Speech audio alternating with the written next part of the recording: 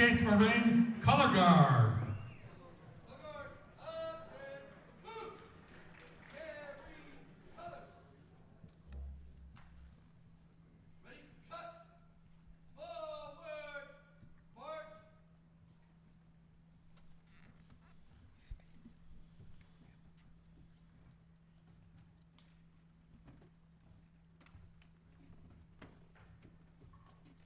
All rise for our national anthem.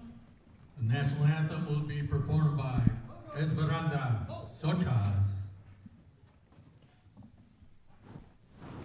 Reset. Colors.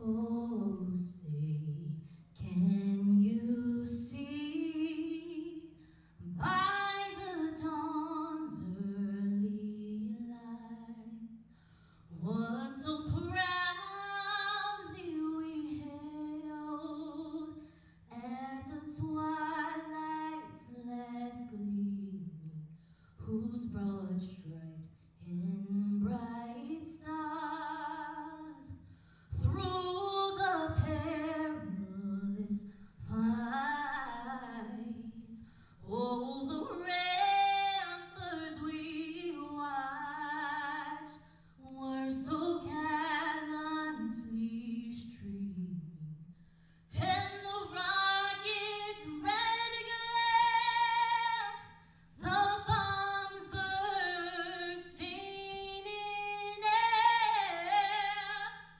gave proof through the night that our flag was still there. Oh, say does that star-spangled banner yet wave?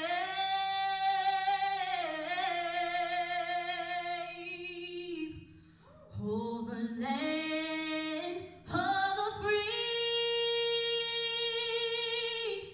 and the home of the brave.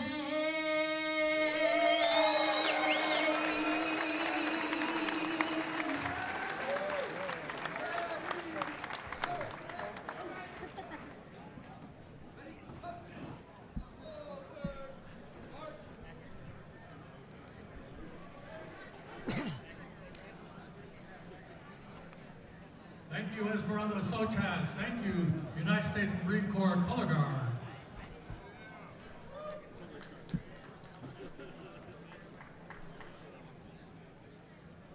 Welcome to the 2026 Total Fight Challenge. Total Fight Challenge is brought to you by Patrick Luznicki, LLC. Playback of the Fight Challenge can be found on the Patrick Luznicki YouTube channel. Our referees tonight, Nick Sims, Mike Sims, and Rob Montragada. Our judges tonight are Scott Jones, Brandon Mason, and Danny Aguirre. Get down. Up. I don't know. Up. Let's get started. Get in. Our first fight is an MMA lightweight division fight. In the blue corner, from Oak Park, Illinois, in his debut fight, Jason Jones Jr.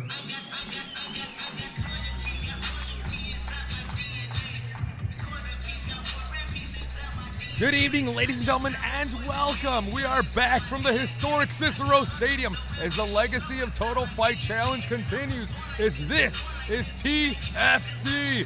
Christian Reynoso on the call alongside Bernadette and Bubayak and the great Doug Keese. We are back and we are ready for an explosive night of action.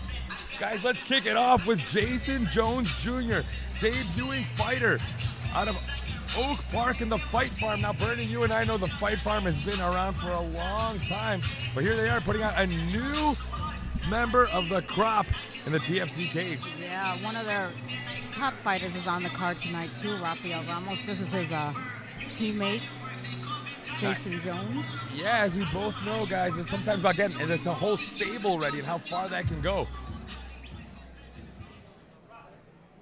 And And in the red corner, from Coal City, Illinois, also debuting tonight, Hayden Clark.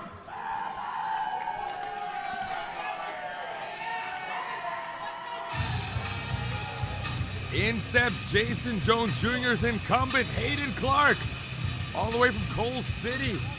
Stepping into the cage here at CICERO Stadium, debuting out of Dynamic Martial Arts. Now, with these debuting fighters, guys, sometimes there isn't much to be said, but there's an air of confidence about this Hayden Clark, isn't there? Yeah, that's Coach Pat in his corner there. Coach Pat's got a lot of boxers behind him. Tim Sample is the other person in his corner, and Tim's been around for 30 years at least. Oh, Tim, yes. I always call him Pat. I don't know why. It's all right, it's a three-letter name, and that's Yes, for certain. yes. Tim Sample in the corner, of course, here, as Hayden Clark looks to make his mark inside the TFC cage. Our third man in the cage, veteran Rob Madrigal.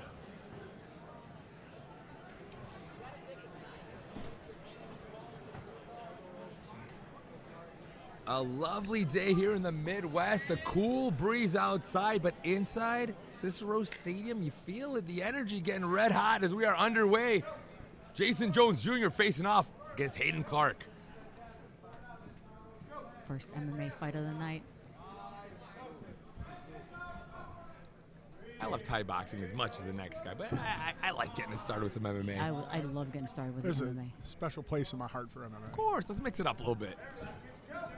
And mixing it up indeed, as both these fighters are happy to engage in close quarters, but definitely gauging the distance early on as both Jason Jones and Hayden Clark.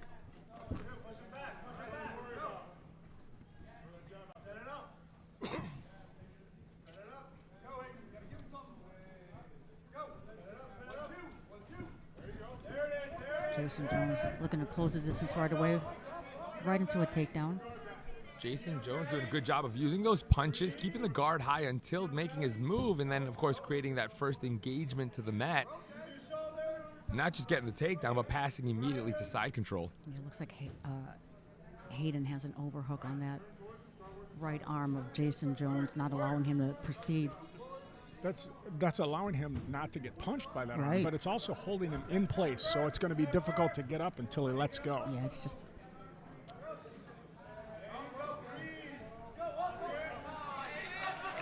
Good job by Hayden Clark, taking the opportunity when the strikes came to get back to his feet, but relentless is Jason Jones. Beautiful body lock takedown from Jason Jones there.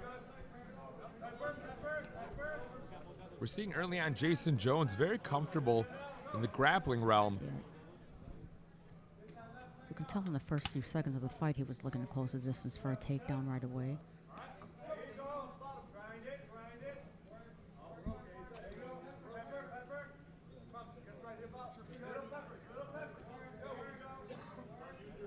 Now, of course, these are amateur bouts, so we are only dealing with 3-minute rounds, which, as much as that allows a fighter to kind of push the pace a little bit more, it also goes very quickly. Yeah. It goes quickly for us. It doesn't go quickly for them. And I enjoy being on this side, so I can make these sort of comments, Doug. Yeah, well said. Nice bridge by Hayden Clark, reversing that position. Good job by Jones to... Yeah, found his way to the top again. Again, yeah. He doesn't look like a debuting fighter. He's got good awareness of where he's at, where his opponent is going. Yeah, and a strong fight IQ at that. Like you said, he knows what he's good at. He knows where he wants to take the fight, and he's not wasting time anywhere else. He doesn't seem to be wasting energy either. Right, exactly. Very, very economical thus far is Jason Jones Jr.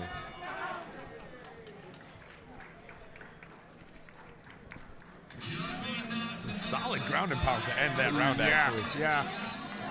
I could, from my standpoint, I couldn't tell how much landed, but it looked like it was coming down pretty It looked strong. like there was at least one very solid hammer fist at the end that caused. You saw Hayden get up a little bit gingerly. So good to be back here in the booth. Total Fight Challenge, of course, historic as far as Midwest combat sports goes. Joe Goitia consistently bringing us some high-level mixed martial arts and Muay Thai action. Of course, tonight shall be no exception. We got 4 title fights on the line tonight, is it? It's strap season over here, Bernie. So much to look forward to in a main event that could easily headline any pro card, you know, almost all the way up to the big show. We'll be getting to that shortly, as right now it's Jason Jones versus Hayden Clark. But a lot to look forward to and a lot certainly still in the chamber here at TFC.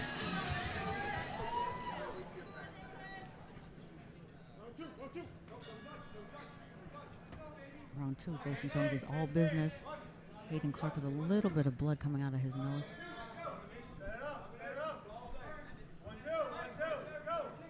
Yeah, you saw Hayden looking for that glove tap early on, and Jason Jones most certainly locked in. Yeah.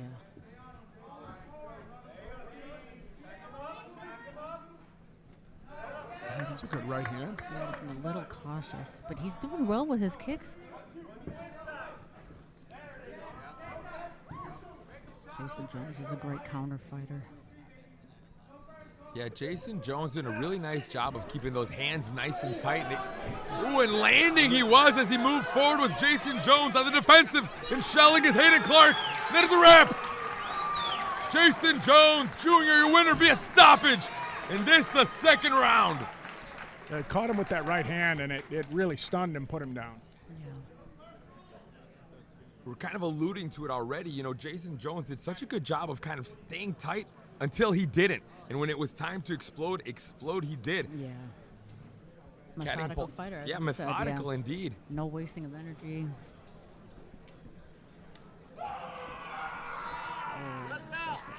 Adrenaline. A little battle cry action. Gotta love it. Jason Jones Jr. picking up a very impressive dub to get the night going here at TFC. Oh, so emotional. You know, all the training these guys go through for their first fight especially.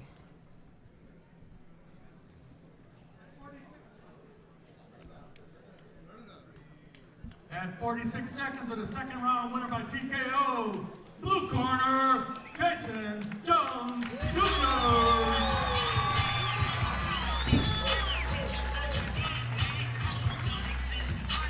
Releasing all the anxiety, all the pressure. Yeah, you know, there's just every fighter clearly has their own story, you know, and everyone has their own crosses to bear. But you know that just stepping into this cage oftentimes, that in itself is a victory, right? Yeah. Getting through the training camp, putting life on hold to make this sort of stuff happen. And you get the dub, that's just icing. Yeah, there's something to be said about getting through your first fight. Yeah. And then there's something completely different about getting your first win. And he got both of them in the same fight. Well said.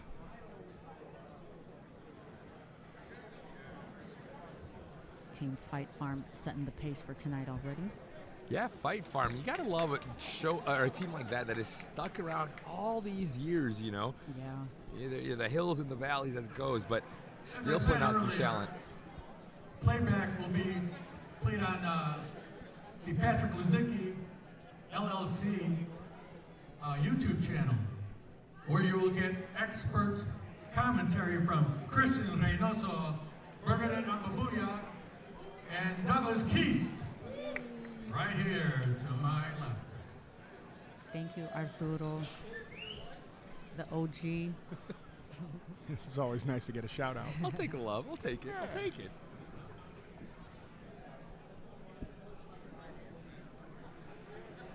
Usually when I get shouts out, they're pretty negative.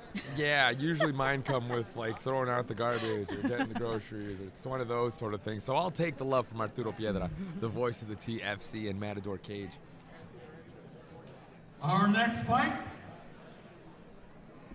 is a middleweight division Thai boxing fight. In the blue corner, from Lombard, Illinois, in his debut fight, Nick Chavillo. Ooh, the crowd is wild for Nick Chavillo. A big pop for Nick Chavillo as he's coming out to, well, it's going to be a crowd favorite when you come out to shipping up to Boston. A drop kick, Murphy's classic. Immediately ingratiating himself with the fans is Nick Chavillo. 180-pound Muay Thai bout, 180, that perfect weight where you're gonna see plenty of speed, but the power is certainly picking up.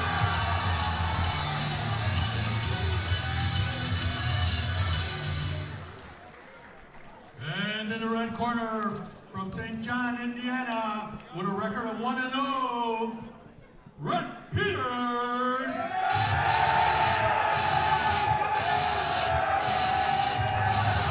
Another big pop as Torres Martial Arts' very own Red Peters steps into the TFC cage. And if you're stepping into the Total Fight Challenge cage with the former king of TFC, with a legitimate living legend bringing you all the way to war, it certainly means a lot as Miguel Torres brings his fighter to the cage. Red Peters looking to make a splash. Yeah, the night's just not the same when Miguel Torres is in here, and he's always here. Wait, is it just me or is Miguel looking really? I know this moment belongs to Red, but man, I think he's Miguel, lost some weight. and he's got that the OG hairstyle back. Got a fresh fade. Somebody passed their fight card. Is Miguel fighting tonight? Is Miguel fighting tonight? What year is it? My word, I'm fired up. But the moment belongs to Red Peters as he prepares to take on Nick Chavillo here at TFC.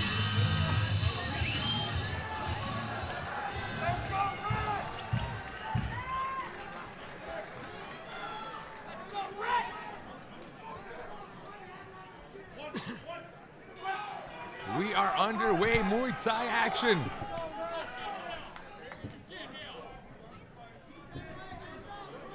Both fighters very early on as you have a debuting fighter and a 1-0 fighter, but look at this. Both of them very quick to engage. Yeah. Looks like both. Whoa! A huge right hand plays for Red Peters. That was a nasty right hook from Red Peters. He's thrown several.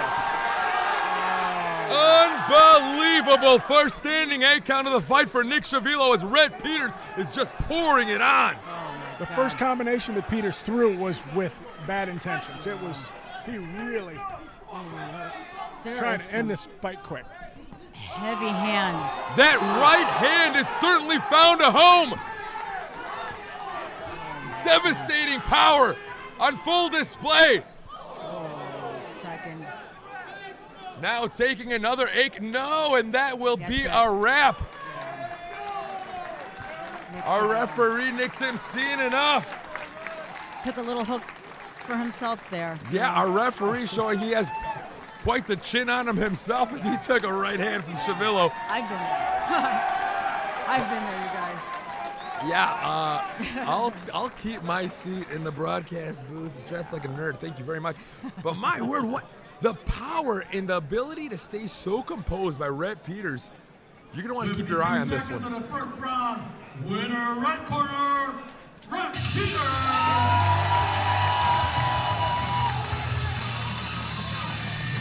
That was explosive power from Red Peters there. Power. Normally you talk about a fighter controlling it from the opening bell with a long fight. This was a short fight and he had control from the beginning to the end. Never stepping out of the driver's seat with Red Peters, and it just felt like whenever he wanted to fire off that right hand, it was just there for the taking. And again, Nick Chavillo was out there with his hands up. He was doing the right things, but Red Peters just looking like an absolute marauder out there. Woo. Guys, we are underway. TFC already rocking and rolling just 2 bouts into the night. We've got 2 finishes to boot. Woo. Breaking a sweat, guys. More Muay Thai action ahead of us.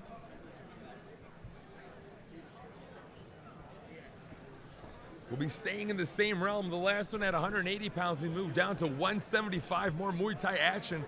James Edward Tolley preparing to take on Hughes Jr. All right, our next bout is a middleweight division Thai boxing bout. In the blue corner, from Chicago, Illinois, in his debut fight, James Edward Tolley,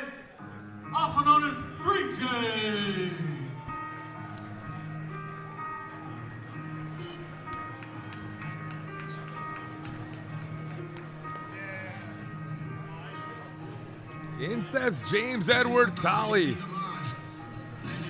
representing Intercept MMA. There you see Matador Muay Thai Bantamweight champion Sherwin Milan in his corner. So as far as having a guru of striking in your corner, it doesn't get a lot better than that.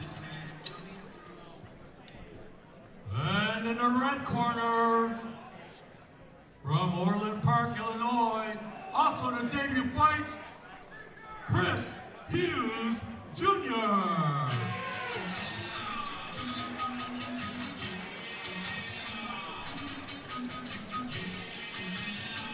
Representing Victory Martial Arts, it's Chris Hughes Jr. 6'2", 22 years old, is the debuting fighter. Both of these fighters making the mark for 175 pounds, but clearly a difference in body type. The bigger fighter is Chris Hughes Jr. We'll see if that maybe comes into play once these two finally meet in the center. Height and range off the bat, you could see with Chris Hughes here.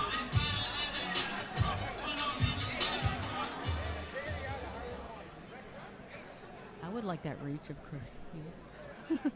I'd frankly take the reach of either of them as they both tower over me, but it's neither here nor there.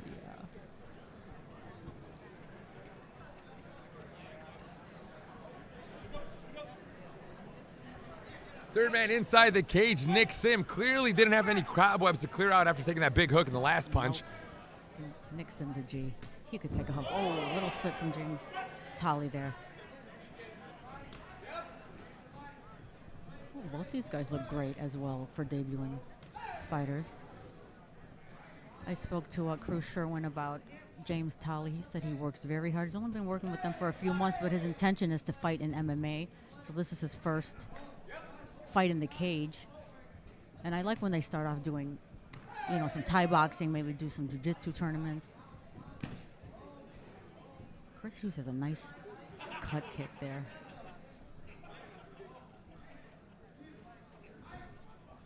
Chris Hughes looking to employ that jab early on, which certainly will take into play his range advantage. Ooh. Punctuating some hooks with a nice, clean right hand is Chris Hughes Jr. That knee was close. That was beautifully missed, thank God, for James Tolley. There's a knee. Oh, that was a nice. Oh, you almost kneed him to the head there.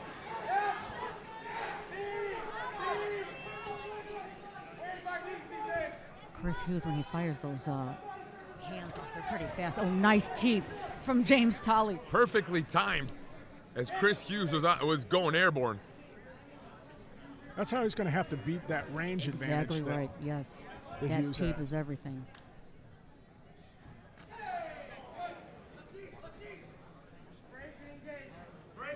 Now earlier I did see James Edward Tolley have some success with some dirty boxing. So should he be able to get around that range, maybe that'll be a route that he'll want to take as this fight progresses. Yeah. If he can get on that, ooh, going for that head kick. But those knees from close quarters from Chris Hughes are so dangerous. First round. Great round. Coach Sherwin loves this fight. Carrying him to us. Coach Sherwin, if he could take him off his feet for 3 seconds, that's just the kind of coach you got there, Coach Sherwin. Yeah. So I suppose once that first stanza, is completed, you've kind of got your downloading done from both corners. You know, if you're in the corner of Chris Hughes, you want him to use that range and that power. But if you're talking to James Edward Tolley, you're just talking about getting inside, guys? Well, you want to be able to get inside because that's where all your big weapons are. But you need to be able to use that teep. He used it really well up against the cage here. If you can start to intercept his strikes so that teep cuts him off, makes him expend energy that he wouldn't otherwise have to expend. And he needs to get out of that range of of Chris Hughes because he fires those long knees out of that. Those look devastating if they land. Either have to be out of range or really close. Oof, Second round underway, and that big right hand to get us started from Chris Hughes. That teeth, there it is. Chris Hughes certainly throwing with a lot of pop behind those punches. Yeah. But should this fight continue to progress, you gotta wonder, how much energy is he truly expending with these big power combinations? Yeah.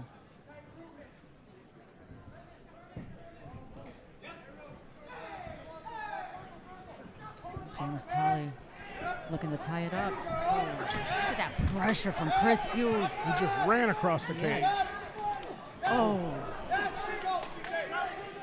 There's no knees to the head, I believe, correct? There's no knees to the head. Right, because it's kind of They're sliding, glancing his head, yeah. but when they Chris is so connect, tall, yeah. they connect. You can just hear they have this thud to them, to the midsection.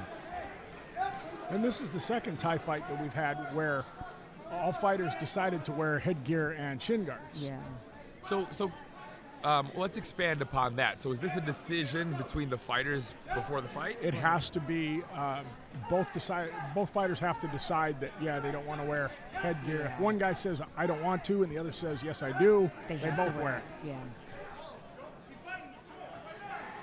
Oh, it looked like James Edwards signaling for a potential low blow. Yeah. Referee Nick Sim telling him to keep fighting as he did not see it. Yeah. When the action's so fast, it is hard to see it. Oh, look at James Tolley. Coming alive is James Edwards Tolley. There's that gas tank you talked about, Christian. Chris Hughes had Now to take a it's breath. Chris Hughes coming forward.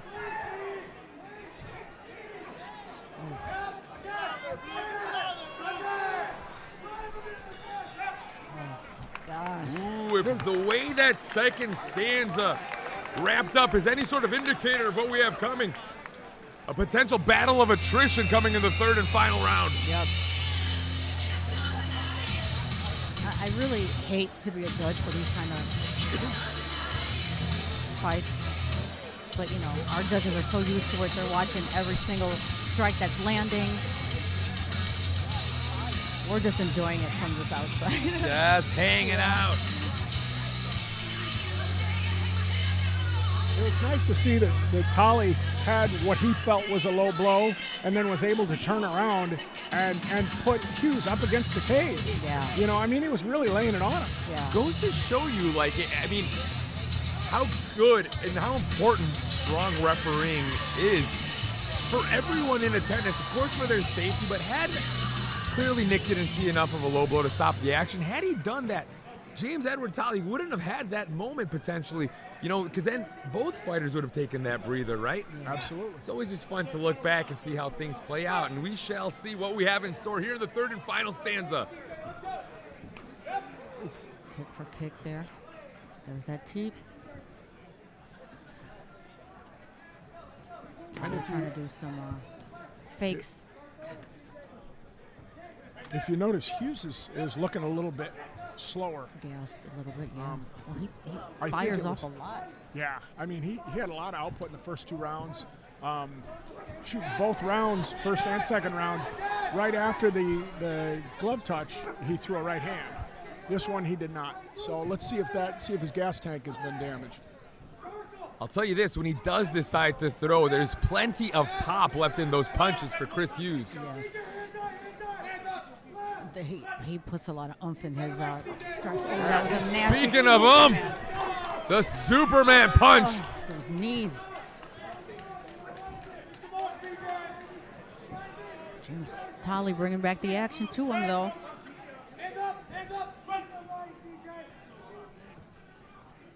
Heavy breathing there from Chris Hughes.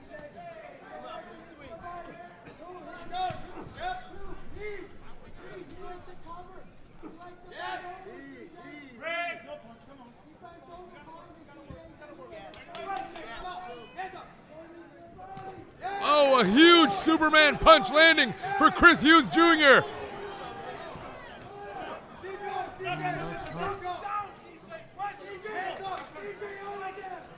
Yeah, that head kick's kind of sliding the headgear sliding around for both guys. Yeah. Those hooks from Chris Hughes are devastating. But let's just talk about the chin on James Edward Tolley. Oh, yeah. Remaining in the fight from beginning to end, despite some very harrowing moments. What a fight. We go to the judges' scorecard for the first time this evening, but by no means because of a lack of action, as these two just slug it out for 3 rounds. Tolley versus Hughes.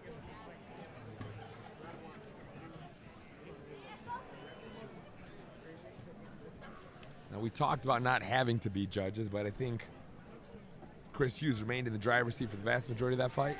For the most part, yeah. There were some times that Tolley was able to take control, but I don't think they were significant enough and spaced out enough that.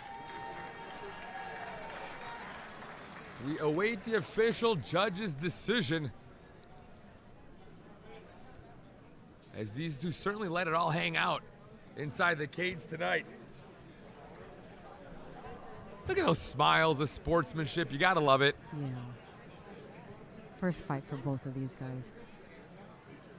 They look great, by the way. Yeah, you most certainly wouldn't know it by the way they engaged tonight. We kick it over to Arturo Piedra for our decision.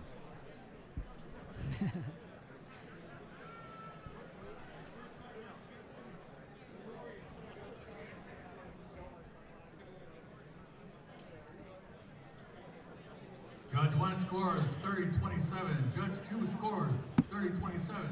Judge 3 scores 30-27.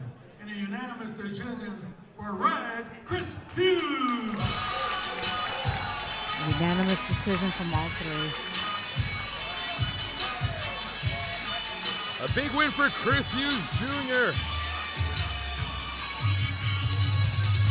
Looking very explosive and certainly showing us a lot of potential. You're going to want to keep your eye on this Victory Martial Arts disciple. Chris Hughes getting it done in this Muay Thai bout.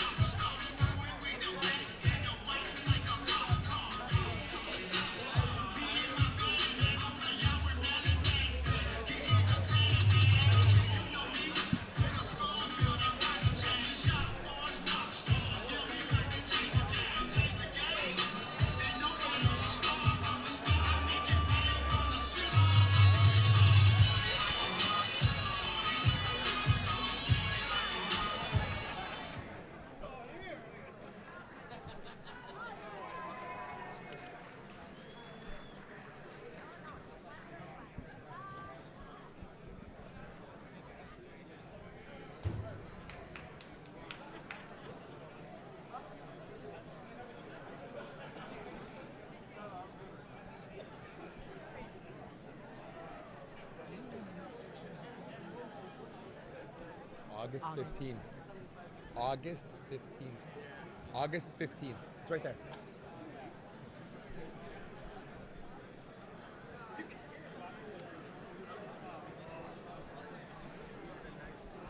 Ladies and gentlemen, the next fighter challenge is going to be Saturday, August 15th.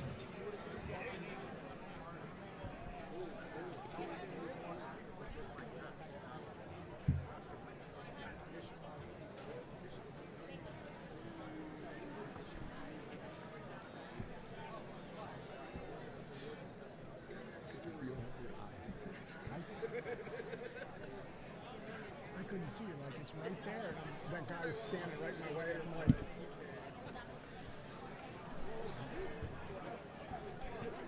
Plenty of action still in store here at Total Fight Challenge as we continue with some more Thai action. In the lightweight division of Thai boxing. In the blue corner, from Jefferson, Wisconsin, in a record of 1-0, Tyler Arnold.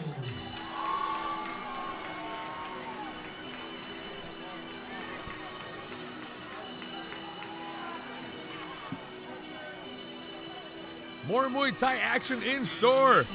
As all the way from Jefferson, Wisconsin, enters the 23-year-old Tyler Arnold. Now the Muay Thai bouts have not disappointed, guys. I got the night going by saying, I love MMA, Muay Thai is cool, but eating my words quickly I was, as these Muay Thai bouts have been sensational. Looking to keep the ball rolling here is Tyler Arnold. Again, very early on in his career, but you don't cross state lines to go pick up an L. Yeah, this is our second fighter from Jay's Kickboxing. Are those jorts? Woo! They might be. And in the red corner from Chicago, Illinois, with a record of 2-1, Tyrese Dyson.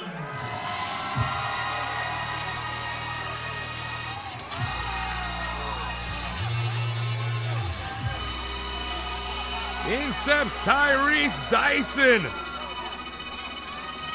A nice big pop from the audience. A little bit of experience in the favor of Tyrese Dyson. He's already stepped into the ring of combat before. He's picked up dubs in the past, but as we know, each fight is its own affair. Nice pop, a nice amount of energy for the Invicta Kickboxing disciple. Yeah, Tyrese Dyson is coming off of a win. He just fought in November on this card, right, Doug? Yeah, I think so. I think he was here September. Yeah. September. Oh. Yeah, it was for the Matador Fighter Challenge that he last saw action, taking on Deacon Sam. He's Yes. winning a unanimous decision then. But now he is back. That was before the holidays. That was 2025. Y'all are living in the past. Yeah. Time to Tyrese make Dyson, waves here in 2026. He is an explosive fighter, if I remember. I think this is the guy that said he works full time, he goes to college, he bartends at night, and he still trains 5 days a week. Very dedicated.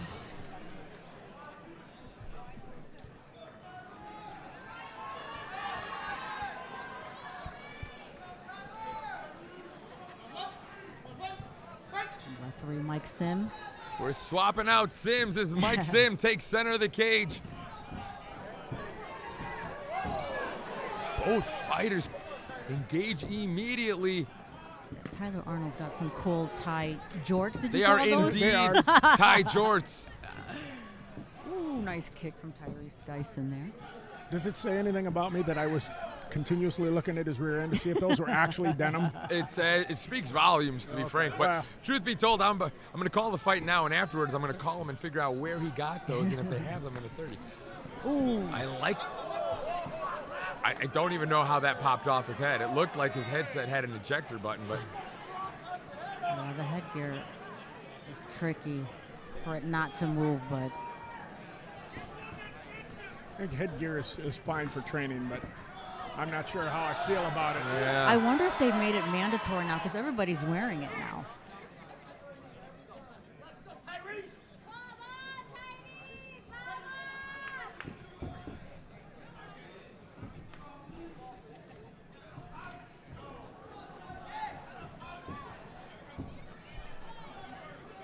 Tyler's pretty light on his feet. He's making it really difficult for Tyrese to zone in on him. Yeah, he's switching stances there. Yeah, light on his feet and also fighting quite long with the hands. You see him doing a good job of maintaining range. Nice catch and counter there from Tyrese Dyson.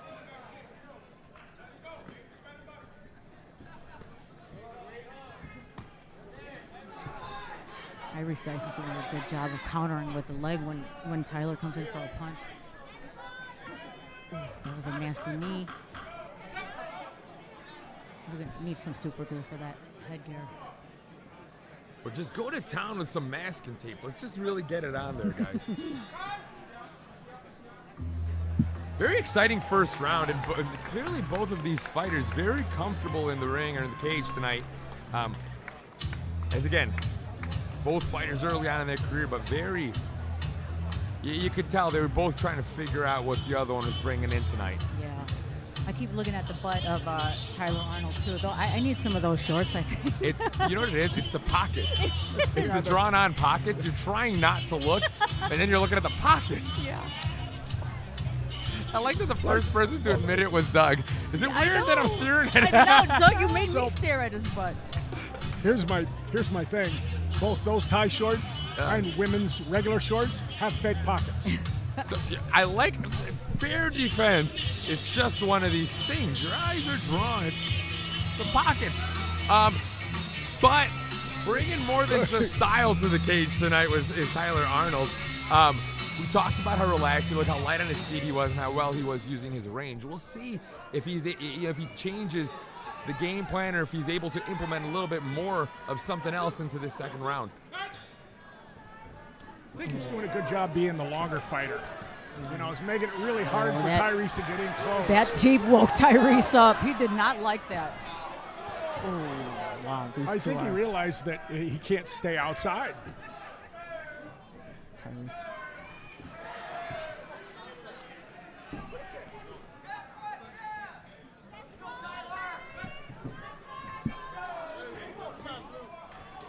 Tyrese is just so explosive.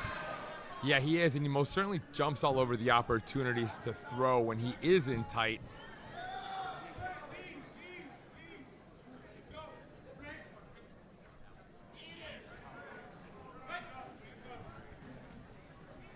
Frustrating thing about headgear is when it gets turned, you can't turn it back with gloves on. So you're like, no, I can fix it. No, I can't. Is there the headgear once again sliding off? If they just need to tighten it in the back maybe a little bit. Oof, that teep Beautiful teep there landing. Oh, that's illegal. You cannot grapevine a trip in Muay Thai. It was nice. Yeah. It's just not legal. It's Just difficult the if wrong you're, rule if set. It you're was in nice a, anyways. Yeah. And, Ooh, a huge right hand by Tyler Arnold rocking Tyrese Dyson.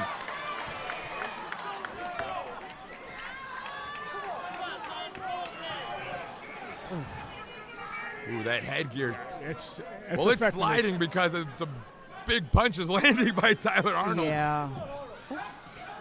But I think part of it is the first punch lands and the next two land because you can't see him coming. So I think that makes a difference. Oh, wow. He got spiked on his forehead.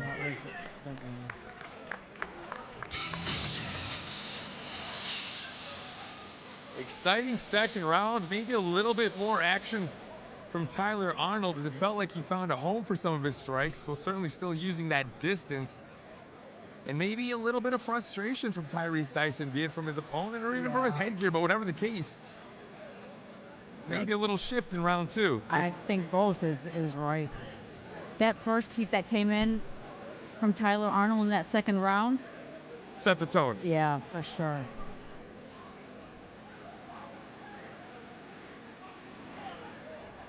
When that headgear impairs your vision and the ref can't get to you right away, it's very frustrating.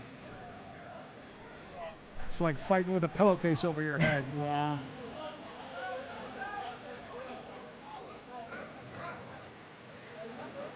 Yeah, he's asking on tighten the headgear. That's what they need to do. With the Velcro, there it is.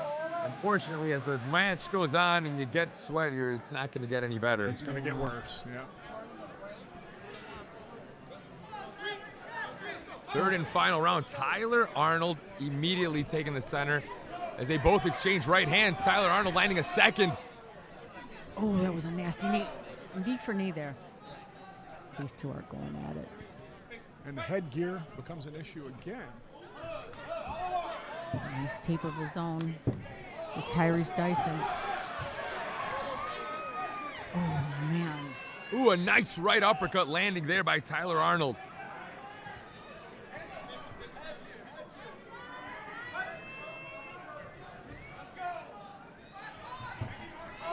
Beautiful right hand landing again for Tyler Arnold. Tyler Arnold's coming out. Tyrese Dyson holding on, looking to slow down the onslaught of Tyler Arnold.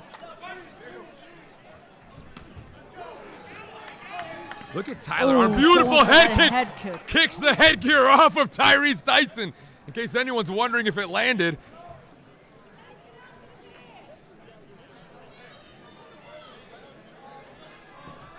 Let's see if Tyler Arnold's going to go for that again.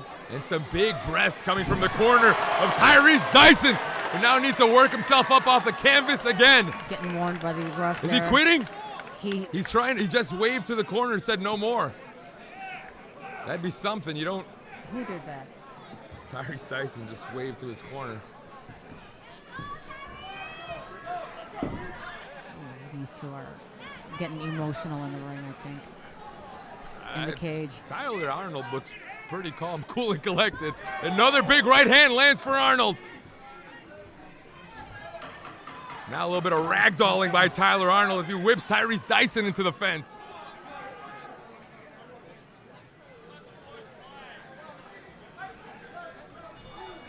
Ooh. One-way traffic in the third round for Tyler Arnold. On your back, on your back.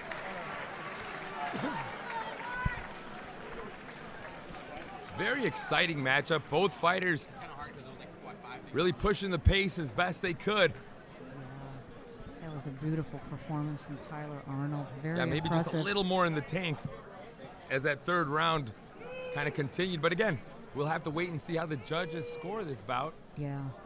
And it's disappointing when you have equipment have that much of an effect on a fight.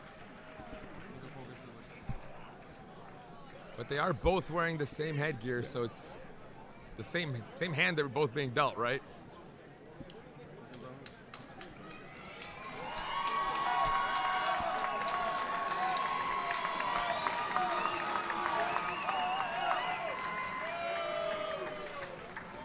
And if body language is any sort of indicator, it certainly feels like Tyler thinks he may be getting the nod here. Let's make this one official.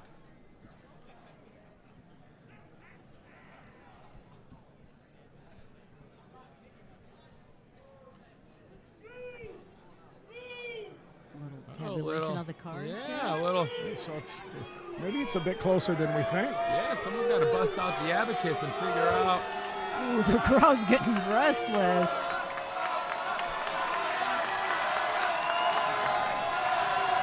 Arturo Piedra revving the crowd up. Ladies and gentlemen, 29-28, 29-28, 29-28, unanimous decision, blue corner, Arnold. That's about right. Yeah, I think just about everyone in attendance had that one scored about the same. Tyler Arnold keeps his foot on the gas and drives himself all the way to the win column. Tyler Arnold looking fantastic. Calm, cool, collected killer. Rocking the jorts and rocking the dub. Tyler Arnold, your winner.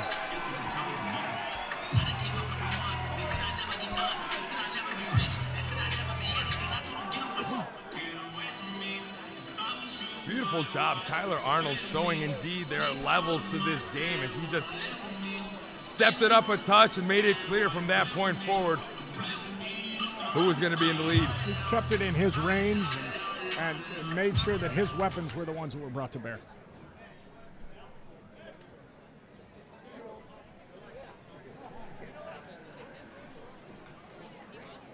Our next bout, the mixed martial arts catchweight, 140 pounds. In the blue corner from Tinley Park, Illinois, with a record of 1-0, John Papis.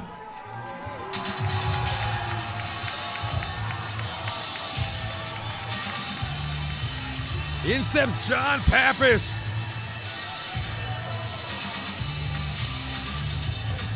Early on in his mixed martial arts campaign as Papis.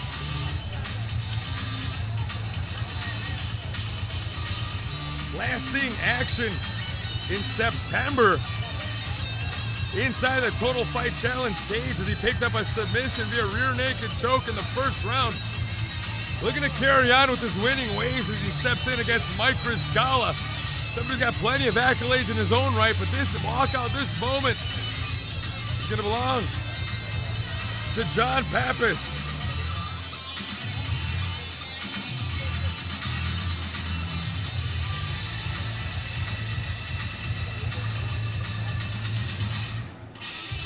"25 years old and representing Gracie Baja New Lenox. As an OG Jiu-Jitsu guy, I love when somebody lists their gym as a Jiu-Jitsu gym, right? I'll take it. Let's represent. And in the red corner, from Chicago, Illinois, with a record of 1-1, Michael Riscala.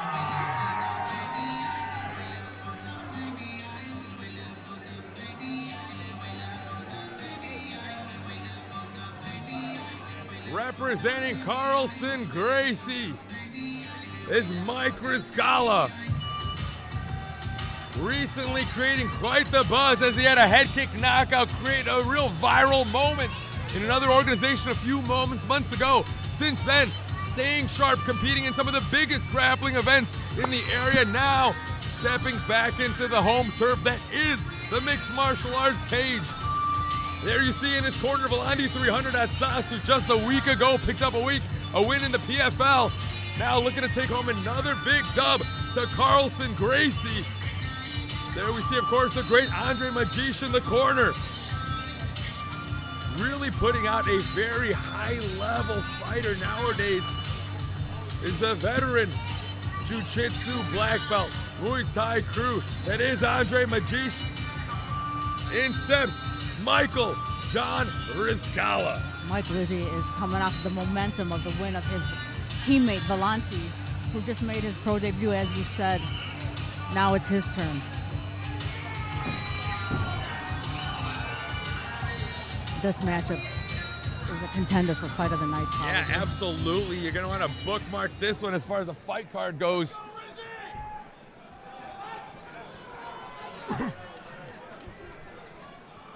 Mike Sim, our third man inside the cage, keeping things copacetic. Christian the Rainmaker Reynoso here alongside Bernadette and Bubiyog and the great Doug Keast. Oh, if we're going there, Bodacious Bernie is my name. Bodacious Bernie, I'll take it. We'll run with it. Bodacious. Oh, nice right from Mike Rizzi. I'll work on your nickname. Yeah. Fresh, Dougie, yes. Dougie Fresh. Yeah, Dougie Fresh, I like it. Immediately with the forward pressure is John Papis. Oh, beautiful takedown from Mike Rizzi.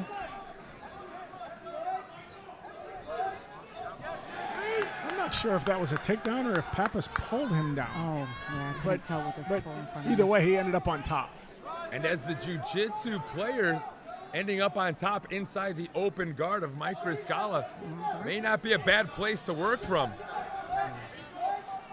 Nice pressure from John Papis there. But Mike able to get up. Mike Riscala also training at Vienna Brothers. So his jiu-jitsu is just as top.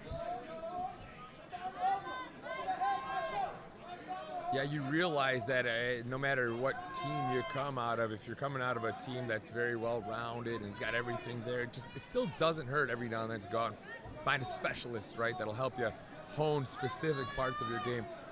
Kind of the old school way, right? You got your jiu-jitsu coach, you got your boxing coach, you got your wrestling coach, and you got the guy that ties it all together. Yeah, I mean, Carlson Gracie has a huge team.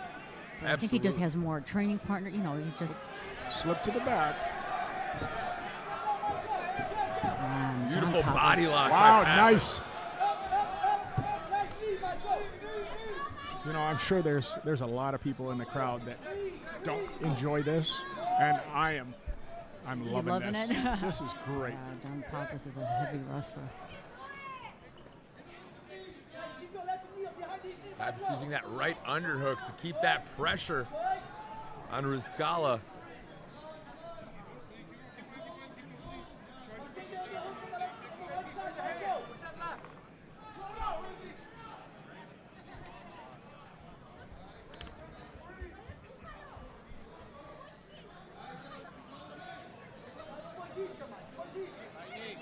spot to work from if you're Mike Riscala, because obviously you want to try to jockey for position, but you also don't want to leave anything out there for the specialist, John Papis, to jump on. The hands clasped. Good balance from Mike Rizzi there. Oh. Good hustle to get back on the feet. Yeah, but John Papis is on him with no space to spare at all. And the pressure, you know, for a 140-pound guy, he's moving the lights. Yeah, you can see that when he gets a hold of Riscala, it's a vice grip he's dealing with. He's kind of just keeping him and pressing him against that fence at will. Yeah, Riscala's doing a good job of getting up from when he does take him down, because Papis' pressure is nasty. Yeah, he's doing a great job of getting up, being able to pummel for at least one underhook. Yeah.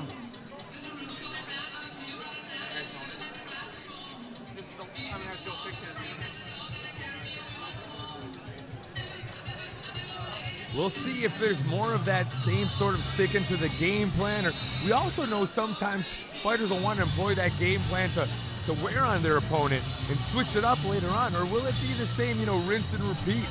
Not that, again, I enjoy the jockeying for position as much as you do, Doug. But I'm a it's all about grappling the nerd. win. I love it. I love it all. And then, again, now we see how Mike is going to try to negate that, right? How Mike is going to make sure that the second round doesn't play out like the first.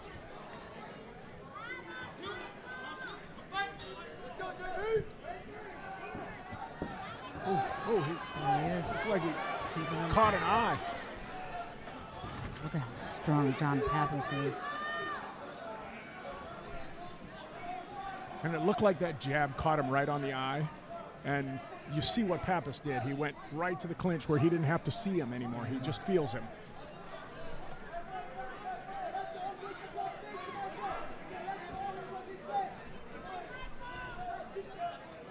Looked like Riscala considered maybe going for that Kimura grip. Beautiful job. Ooh, a knee to the head! Man, that knee to the head rocked John Papis. Yeah, And that definitely caught him. It was in a position that the referee was unable to see it. Ooh, and now it's 2 head kicks. Damn. Mike Riscala did what he had to do to finish this fight. Mike Riscala getting the finish Wow. via stoppage. He made those adjustments like you said, keeping Papis away from him. Took full opportunity. Yeah, definitely jumped on the opportunity in front of him. At the end of the day, you are here to finish the fight. As a fighter, the opportunity presented himself. He jumped on it and he got the win. That was a beautiful adjustment made to finish this fight.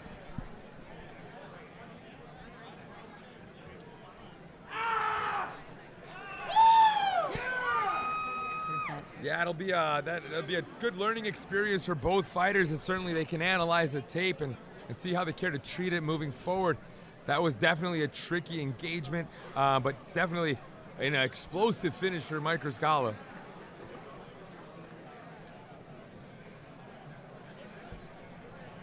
Yeah, and if you're John Papis, you may not even really know what hit you. It was Yeah. It was a beautiful combination. It was a knee to the head. 57 seconds of round 2. Winner, red corner, Michael Riscala.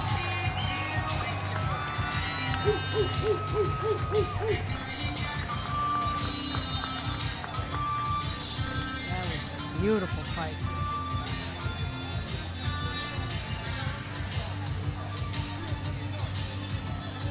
Gotta More watch moves. out for that head kick of Mike Riscala. Yeah, definitely.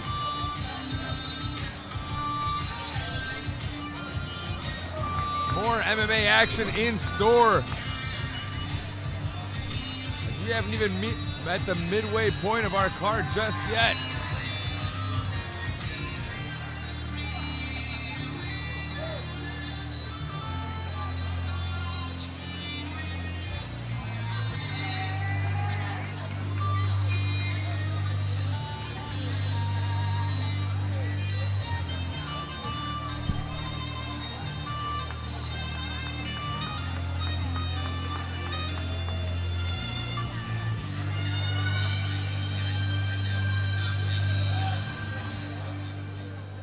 Ladies and gentlemen, at this time we're going to take a short intermission. Back in business. Yeah, I like that song too. Our next fight, MMA featherweight division. In the blue corner from Glendale Heights, Illinois, with a record of 1-1, 10 Bond.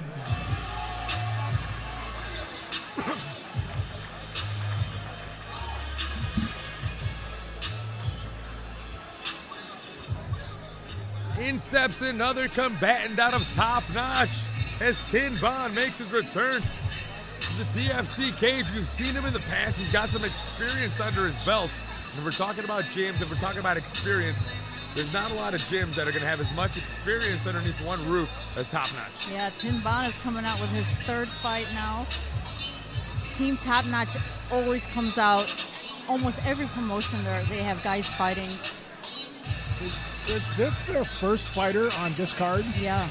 Which it amazes me. Yeah, they usually have 6 or 7 per card. Yeah, they have 4 fighters on the card tonight, actually. Of course, culminating in our main event as Matt the Bearwolf Gollic steps in, fighting for the TFC heavyweight crown.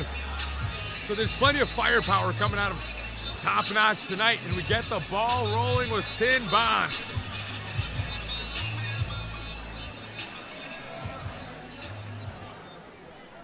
And in the red corner from Chicago, Illinois, with a record of 0-4, Horacio Austin.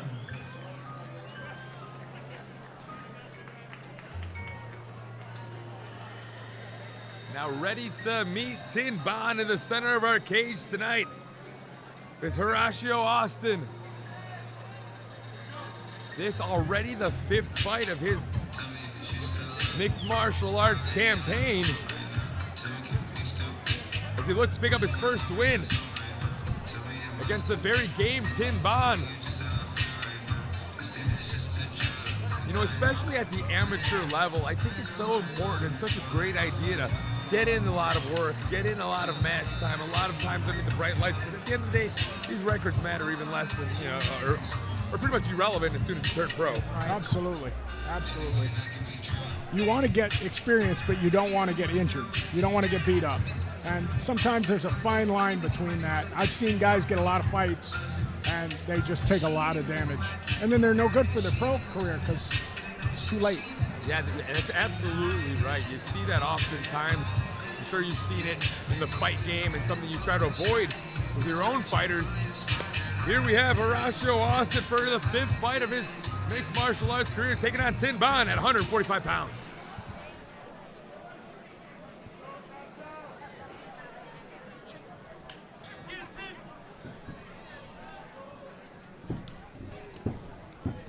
Ooh, he caught him.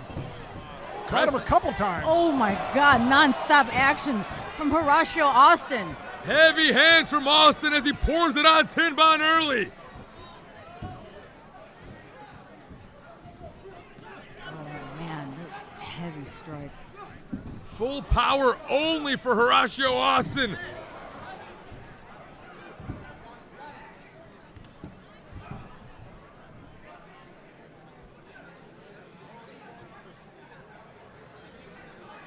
He's going to sneak out the back.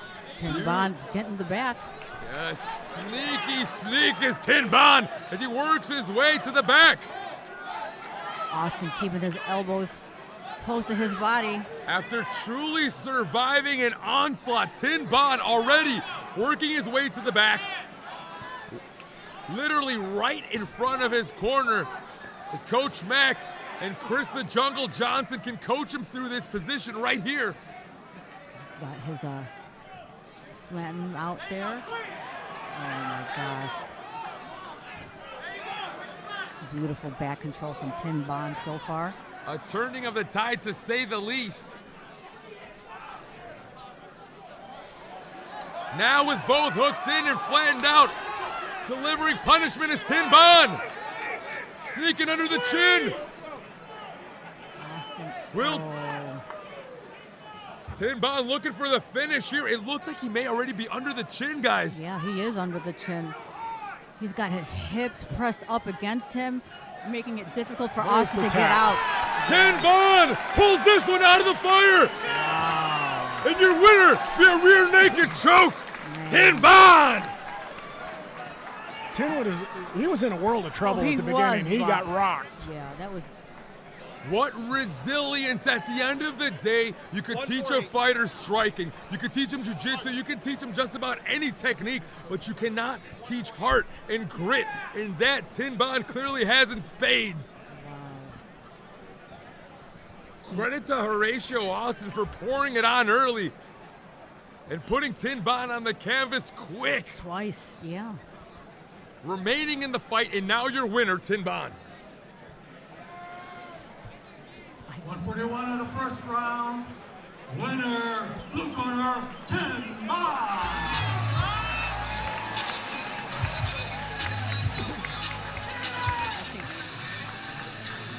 Tin Bond's still figuring out what happened. Yeah, you pulled it out of the fire is what's happened, my friend. That was amazing, Tin Bond. Secured that back, finished the rear naked.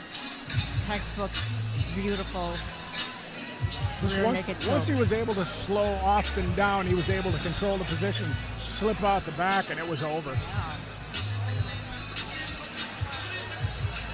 Just to be able to gather yourself the way he did as quickly as he did, very impressive. Because he took a lot of damage. It looked like he took a lot of damage. Austin came he out. got clipped. Fires blazing. Yeah, it was almost over.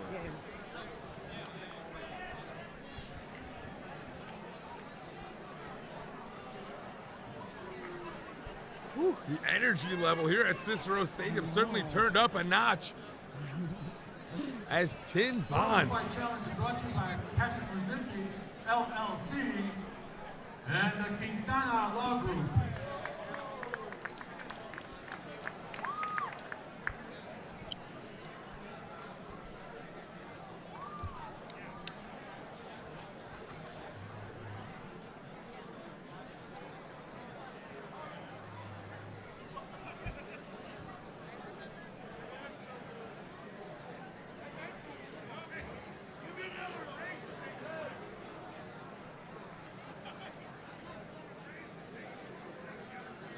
Total Fight Challenge again delivering the action.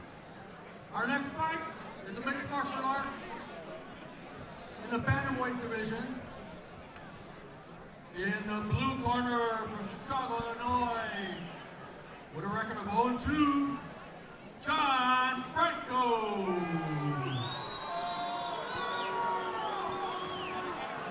In steps another representative from the Fight Farm as John Franco makes his way to our cage. Having fought the likes of John Papis, who we saw earlier in the card, this young man comes to us with some experience under the belt already. The 26-year-old. Again, I mentioned the Fight Farm, long established. It's one of the teams here in the Midwest that's kind of been there and done that. Continuing to put out fighters and continuing to put them on the front line, doing so here at TFC.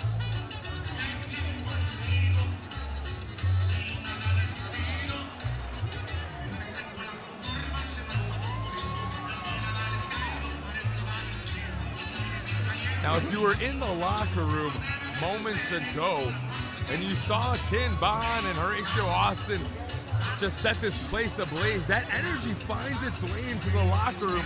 So you feel the energy inside the arena turned up a notch. We'll see if we see it as Franco takes on Rivas now at 135 pounds.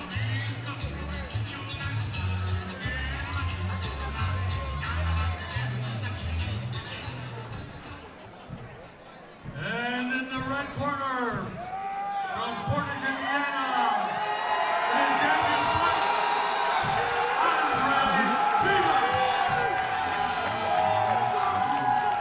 We talked about the energy coming up a notch, and I asked if it was going to happen in this one. Well, it most certainly is happening for the walkout of Andre Rivas. A big pop for the 24-year-old as he makes his debut tonight. Coming out in the gi is Andre Rivas. You know we love that. Very special place in my heart for anybody walking to the cage in their gi. Now, we talked about the legend that is Miguel Torres. if you were around for any of that era, the second Miguel would walk to the cage with the belt, the gi, and all of it coming together, goosebumps, guys. And it's inevitable when you see another Torres disciple making his way to the cage, employing the same sort of styling. You're gonna feel the pop, and we're feeling it right now, in for a debuting fighter in Andre Rivas. He inspired you to walk out in a gi, right? He did. Kristen, he the inspired a Rainmaker? lot of things. Yes, yeah. I will be the first to fanboy and glaze up Yeah. Miguel Angel Torres at every opportunity I get. And I love seeing the new generation coming out of his gym. Yes. I love that they're equally well-rounded. They're equally dangerous from everywhere. A lot of them are rocking the mullet that's equally sexy. And we get to see the whole package from Torres martial arts. Now it's Andre Rivas' time. I love when the MMA fighters still train in the gi. A lot of them are not even doing that anymore. We're biased, Steve. Yeah. We're obviously biased.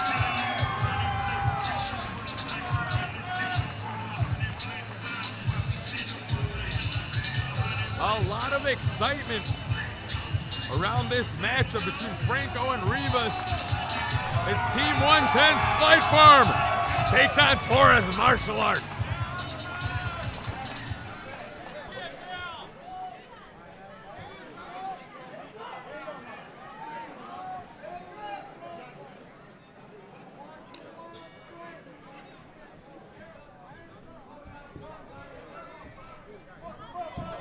Meeting in the center and engaging immediately are both fighters.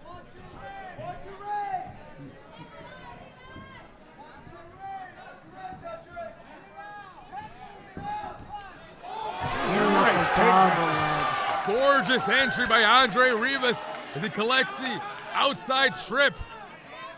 Now working from inside the guard of John Franco. Immediately looking to pass.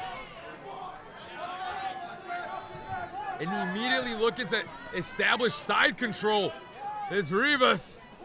Nice. Franco did a good job of trying to get his back to the cage there.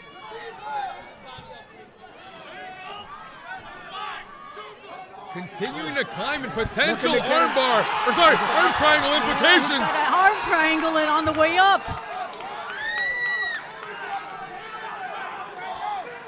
Now we've Came out the back.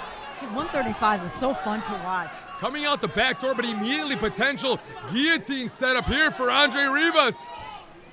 Woo! Under the chin, but not abandoning the grip was Rivas. Is a big takedown for Franco. Rivas with the butterfly guard in. Oh, he's got one hook in. Oh, good sweep. Using the overhook and butterfly to work his way to the top is Andre Rivas.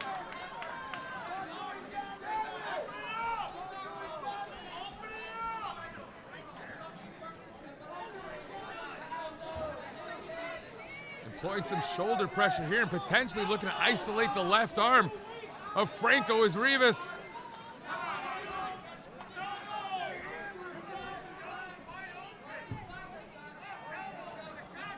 Franco could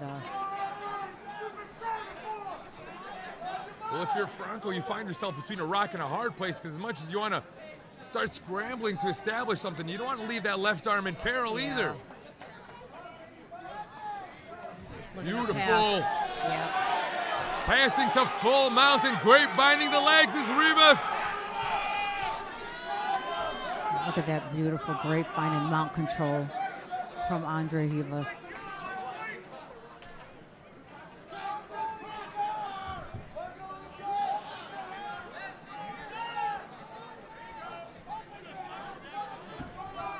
Moves up high. And the second the posturing happened by Rivas, the back was given up by Franco. Franco's got to get his back to the mat. Unbelievable! Andre Rivas gets it done. No hooks, no problem. Andre Rivas with a rear naked choke finish. That is beautiful jiu-jitsu from Andre Rivas. As soon as he postured up to start punching, Franco rolled, gave him his back, and it was over from that point. Snatched the neck right away. Textbook Gracie Jiu-Jitsu. The takedown to the mount. The strikes to the back. To the Mataleon killer. Andre Rivas all smiles in the Torres Martial Arts corner. Making his coach proud.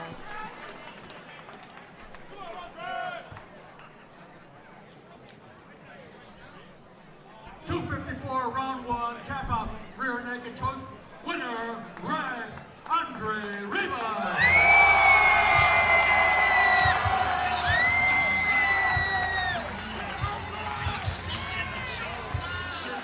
Is that first round?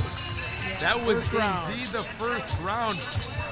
And it was nearly the end of the round. It was Yeah. 254. Correct. Oh, 6 no seconds wonder. were left on the clock as Franco was forced to tap via rear naked choke. Rivas picking up his first win with a beautiful performance. It was 1 for 1. First win, first outing. As good as it gets, guys. Nice, clean win if you're Andre Rivas. Easily roll that right into another training camp if that's what you're interested in doing. And guys, you tell me, with your fighters getting a quick fight like that, do you encourage a quick turnaround? We're going to take a 4-minute break. Mr. DJ, play us a 4-minute song. Would you say you guys encourage that quick turnaround? I probably would, depending on the situation. Right, depending. You Do know, they I have mean, time for camp? Are they? Yeah. Well, you've just had a camp and you didn't take any damage. If there's something that fits, go ahead and take it. Yeah. If there's not, there's nothing wrong with waiting a little bit. But you're right. You went through a camp. Take a run at it. You know. Yeah. Yeah, that It's all- momentum helps a lot, I think. But unless you're burnt out, you know what I mean? Yeah, again, another factor would Yeah. be what was that training camp like? Yeah. Were there some injuries? Were there, but otherwise, waiting maybe would be the option. Well, and if you had a training camp where you spent a lot of time working on taking a guy down, working against a striker, and the fight that you're offered is against another jiu-jitsu guy, maybe that's not one you want to do because your whole training camp was based on taking down a striker. Correct. So, your time was spent differently. So. Yeah, a lot of factors. Yeah, that's why good coaching, a good team, good mentorship, always so important, whether you jump the gun or you wait a little bit. And as far as we're talking about waiting a little bit, fight fans at home are going to have to wait a little bit longer as we have just another intermission in store, and we will be back with the real meat and potatoes of the card, some title fights. The heavyweights collide in our main event when we return here at Total Fight Challenge. Thank you. Our next fight is an MMA in the lightweight division. In the blue corner, from Woodridge, Illinois, in his debut fight, Alex Liaro Matis.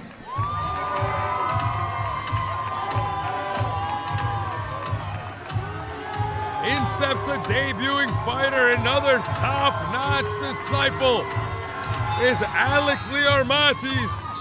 Makes his debut at 155 pounds.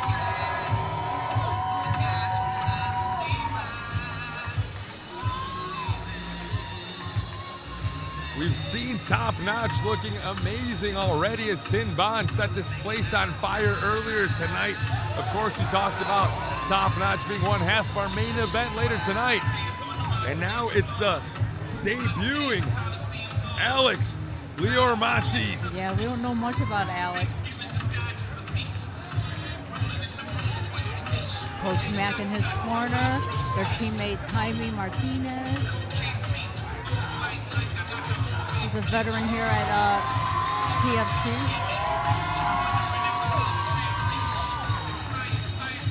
Making his TFC debut, it's Alex Liarmatis. And in the red corner, from Hobart, Indiana, in his debut fight, Jonathan Nunes. Woo! Team Torres is on fire. Another debuting fighter, but another representative from Torres Martial Arts, and another reason for the crowd here at CICERO Stadium to go absolutely nuts. Guys, it's fair to say Team Torres rolled in deep tonight. do.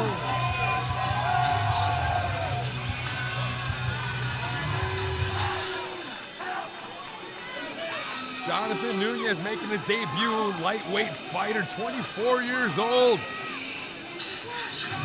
Literally the prime of his physical peak is right there, guys. Both of these fighters are in such a great spot, coming out of great teams. And underneath some great circumstances here at Total Fight Challenge, providing them the opportunity to cut their teeth and potentially follow in the footsteps of greats like Miguel Torres, or we can kick it way back and talk about guys like Stephan Bonner stepping inside the TFC cage. You go even farther back, we can talk about guys like Matt Hughes. Matt Hughes. That's a good one. That was certainly part of the era. Yeah, man. The point is that these are the lights that you want to be underneath. It's Torres Martial Arts facing off against Top Notch.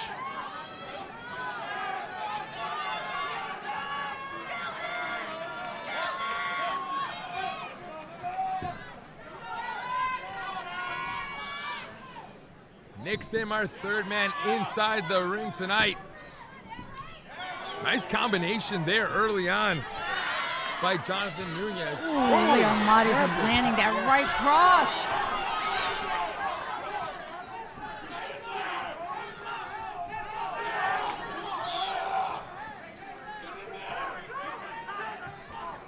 Both of these fighters throwing with plenty of mustard on their punches early on. There's a good right hand. Oh, dropped him with that right cross. Leon Martis has strong straights. Yeah, great job of composing himself and turning that moment into a potential takedown was Jonathan Nunes.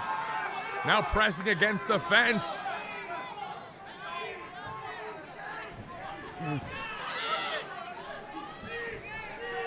Good Nice knees from Nunes there. Potentially looking to snatch up a guillotine is Nunes. And now taking the opportunity to jump on the back. As Leo Martis gave a bit of back exposure, momentarily staying relentless on the legs. Is Nunes, but now Leo Martis taking the back. Nice adjustment from Leo Martis there. Fought that takedown and was able to get the back. A little bit too much space on that takedown attempt from Nunes allowed Leo Martis to snatch that back right away. Nunes doing a good job of controlling the hands. Oh. But now potentially getting across that jawline was Leo Martis, working his way to the top is Nunes. Beautiful scramble off from Nunes. He's peppering. Oh, nasty takedown. Big mad return for Jonathan Nunes.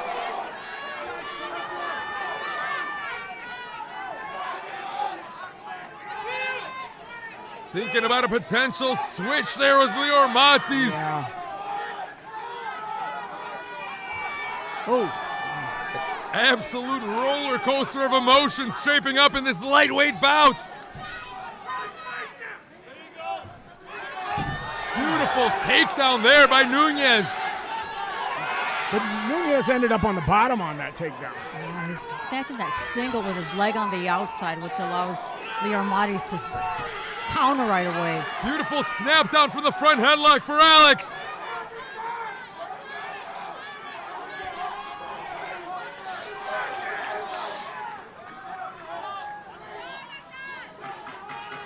Oof, 10 seconds left.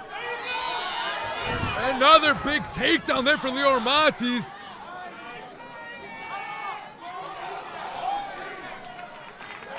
That was a crazy first round. Deep breaths from both fighters, and understandably so. Wow, back and forth. That was the definition of a back and forth round. Yeah. And we are just getting a taste of what is Leo Martis Nunes. Potential 2 more rounds ahead of us. You see both quarters really doing a good job of trying to get their fighters to compose themselves. Really, at the end of the day, you could spit all the instructions you want at them, but if they're still going a mile a minute, they're not going to be able to absorb much of it. There you see Torres, very even keeled. The same with Coach Mack. I've seen coaches in the corner and they're shouting a thousand instructions. If you can get one or two to stick, you're good. Right, the fighter has that 1,000-mile stare the whole time. Yep.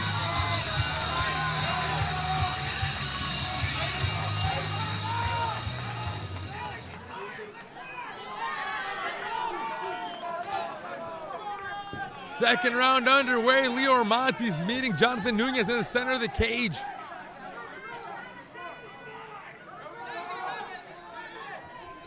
A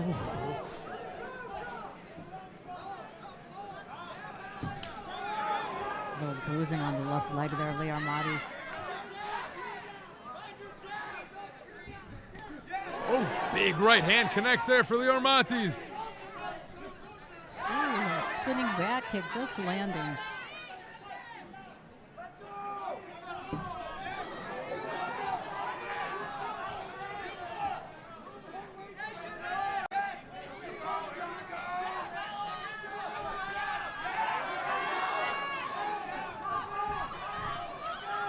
Both of these fighters so explosive. Even when the pace dies down just a touch, you could feel that at any given moment one of them could pop off.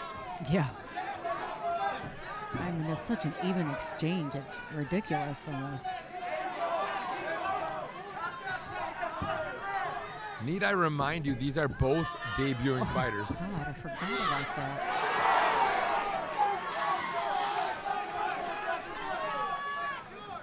It's a great matchup, you guys. Oh! You can't look away. Oh my And he God! got the takedown. Beautiful takedown. A big moment for Nunes. A takedown by Leo Montes, and now a guillotine attempt by Nunes. Oh, that looks pretty tight. I think he's got the arm in there. We'll see. He got out. A lot of Oh, and sweat. he's bloodied. There's a cut on the forehead of Alex Leo Montes there. I think he took that leg kick and looked away for a second, and Nunes jumped on him. Posturing up from inside the guard is Leo Montes.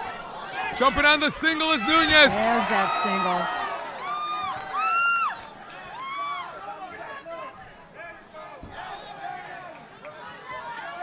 Now we get to see if Alex has anything from inside the guard. He took that opportunity to get him in the guard.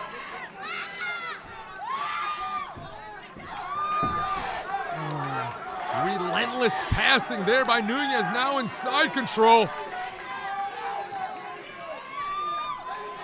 Transition to the mount right away is Jonathan Nunes.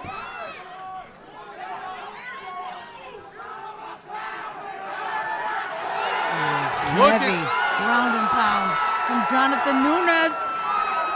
Not a lot of relief in sight if you're Alex Leo Montes, as Jonathan Nunes continues to pick up the pace. One hook, two hooks, across the jawline he goes. Ooh, that choke looked tight. No, he let go of it. Yeah. I don't think he had it underneath. But if you're in the driver's seat like like Nunes, you might as well go back to that well. And so he does, picking up the TKO finish.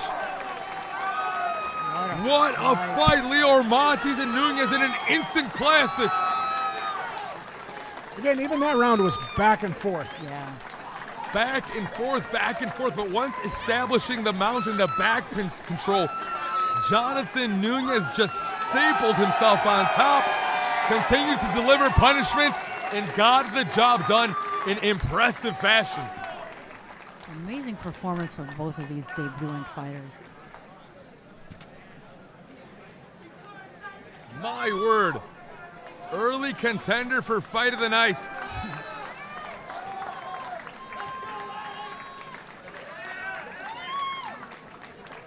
Both fighters can can leave this fight with so much to download, so much data to work with, and so much to be proud of. And it's still amazing to me that both fighters are debuting fighters. That's amazing to me.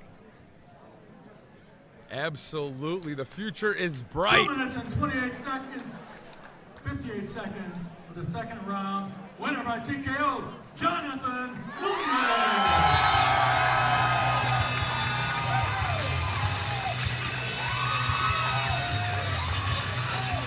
And Another big win for Torres Martial Arts. They continue to show the high level of talent coming out of their gym, but make no mistake, when these matches have hit the ground and the Torres fighters are involved, it is all Team Torres.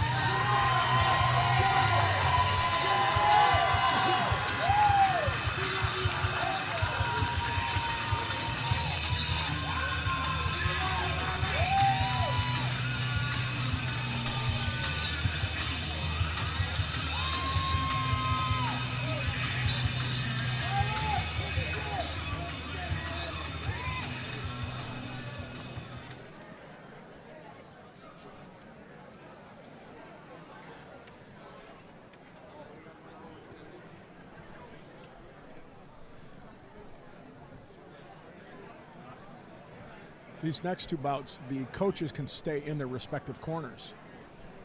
It's Fight Farm versus Hybrid and Fight Farm versus Hybrid. The old school tournament action. Yeah, it's almost like a baseball home and away. Right, Except exactly. they're staying in the same corner.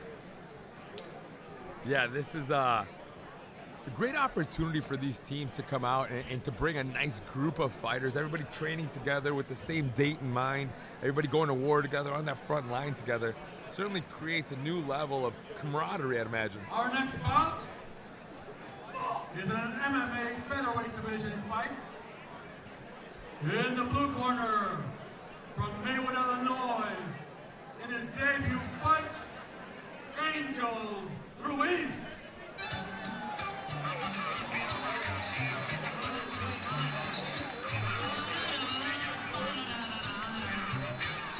Well, as we alluded to moments ago, we have another representative from Team 110, the Fight Farm, making his way to our cage as featherweight action is absolutely imminent.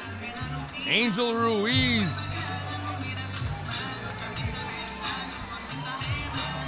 You gotta love it. Debuting fighter, written scrolled across his chest, champs only.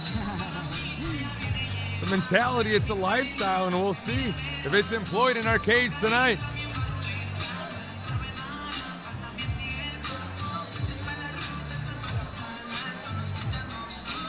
Now, we talked about coming from a gym with multiple fighters on the card. Now, if your teammate goes out there, gets a big win, you want to ride that wave. Yeah.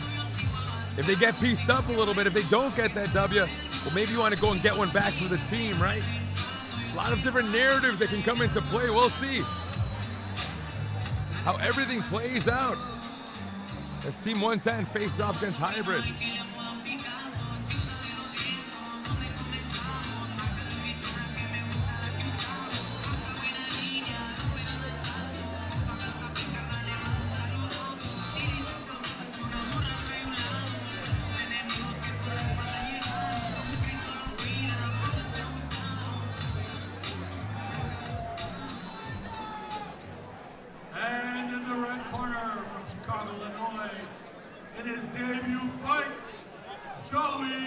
Gills.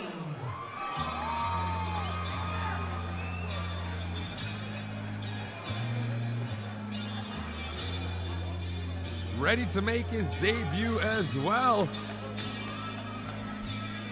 Out of Hybrid Mixed Martial Arts is the 27-year-old Joey Gills. There we see, of course, Josh Bullock, the commander-in-chief of Hybrid MMA. You want to talk about longtime veterans of the fight game? Josh Bullock has been around just about as long as anybody. Yeah, it's cool to see like the new crop of fighters that they're bringing out, you know? We should probably wish him a happy birthday since it was yesterday. Oh, happy birthday, Coach Josh. Happy birthday, Coach Josh. And I'm guessing what he's hoping for as far as birthday gifts go. I'm guessing what he was wishing for when he blowed out his candles with some big wins inside the TFC cage tonight. We'll see if his fighters can deliver.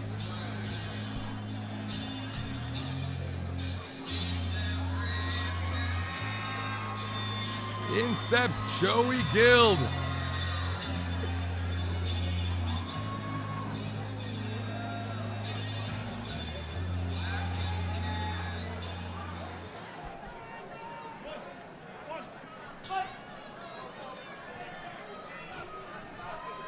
Nick Sim, our referee.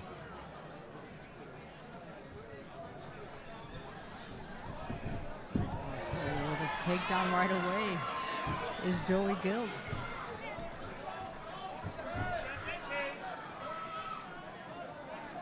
Clearly looking to use his wrestling and his grappling as Joey Gills. Keeping a tight body lock on Angel Ruiz there. Ruiz grabbing onto that front headlock, looking to bulldog him down to the mat.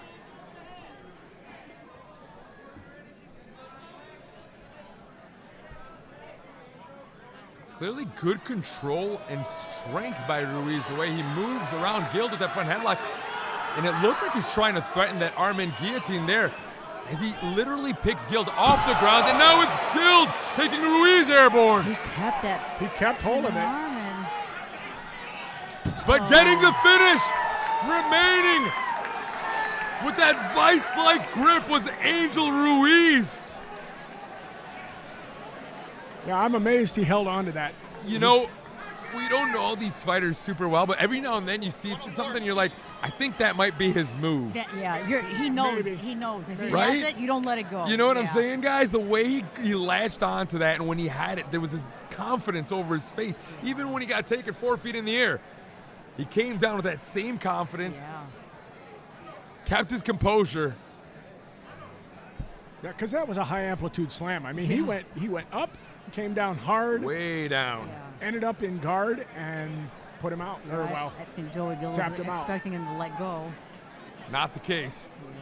1 minute, 4 seconds of the first round. Winner by rear naked choke, blue corner, Angel Ruiz. or guillotine. Your winner by arm and guillotine, Angel Ruiz. I tell you, when you get caught in that for the first time, you make a lot of adjustments when you get caught in that. Well, yeah, because for the most part, and this is not universal, but for the most part, when you got an arm in or you got a hand in there, you don't feel in as much danger as when that neck is completely isolated. But one thing we all know is that there are some killers out there that love to finish that arm in guillotine, and clearly Angel Ruiz is one of those. Yep, that's their bread and butter.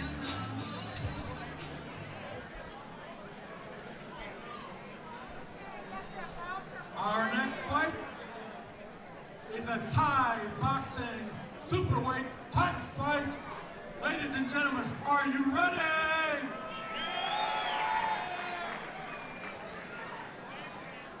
That's a little weak, but I'll take it. In the blue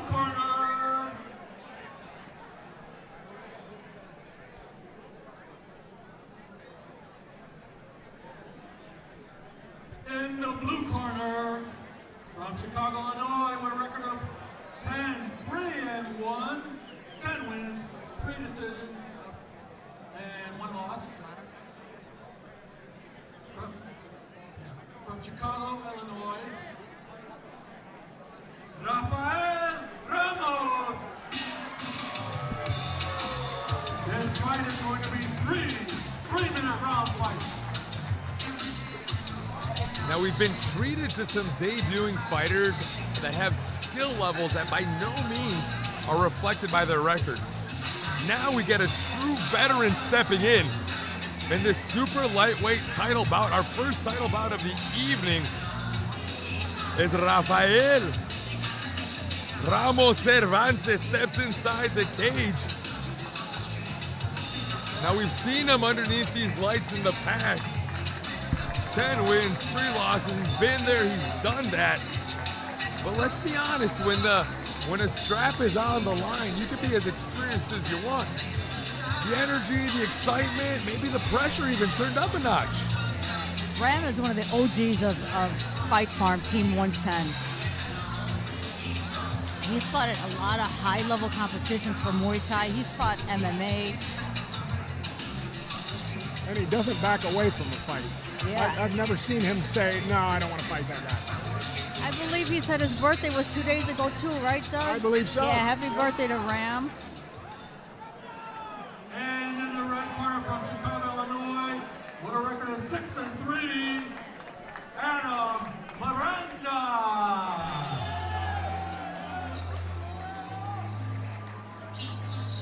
We talked about the experience of the Ram. So naturally, his opponent comes to us also quite experienced. This is the 10th bout of the career of Adam Miranda. At just 24 years old, he steps in 6-3 already and looking to become the Total Fight Challenge 165-pound super lightweight Muay Thai champion. Having the 10th bout of your career about to take place at just 24 years old, I think that says a lot, guys. Yeah. I didn't start fighting until I was 24, just so you know. Yeah, it's really something how a lot of these guys, you know, they look young to us, right? But some of them have, at 24 have already been training for 10, 12, or more years. He's at the peak of his physical wellness. You know, we talked about Rafael Ramos. I think he just turned 35 or 36, so 30, he's 10 years. 35. 35. He's 10 years older, many years under his belt. 10 years more experienced, we could also say. Fair enough. So Illinois has a rule that if you are 35 years of age or older, you have to do MRIs and CT scans, and there's some. I don't want to say excessive. There's some extensive. Some hoops to jump through. Yeah, some hoops to jump through. So he was lucky. He says, I just made it in under the wire. Right. Nice. So both these guys are so active already. The first minute of this fight. Yeah, I love that you mentioned that, Doug, because a lot of times it's great for the fans at home to understand the fight outside the fight. A lot of times there's so much that goes into just getting underneath these lights. And then now you got a whole fight to deal with. First Thai fight without the shins and headgear here. Light on that lead leg is Miranda. Ooh. it's probably worth mentioning the blood work that all these fighters have to go through. I mean, that's not an insignificant portion. So I know we've seen some blood in some fights. For the viewers at home, this is, you know, these fighters have all been tested. So. Yeah, absolutely. Illinois does such a great job of making sure all these fighters are, you know, meeting all the checks and balances before stepping into the cage. I remember when the regulations went into effect in 2013, there were a lot of people that were against them. And I think it's a great idea. Fighter safety, not just fighter safety, but everybody who's around. Yeah, definitely. Oh, absolutely. It's a must for the protection of the fighters.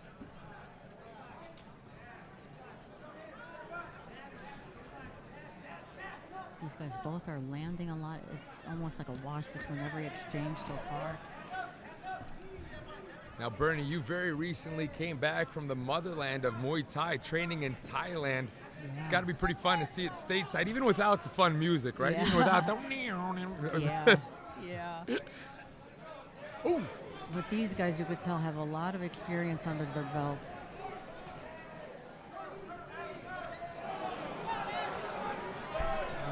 Putting on the pressure there is Rafael Ramos. He wants to make it a bar fight. You know, he's the kind of fighter that he wants to throw everything at you and make you fend it off. Yeah, definitely. I mean, and again, we talked about the age or the experience gap. If his fight is to make it dirty, then by all means, right? Last 10 seconds. There's a good body kick. Rafael trying to make his lasting impressions on this first round here. Good first round for both fighters. Definitely a nice little finish there for Ramos. Yeah.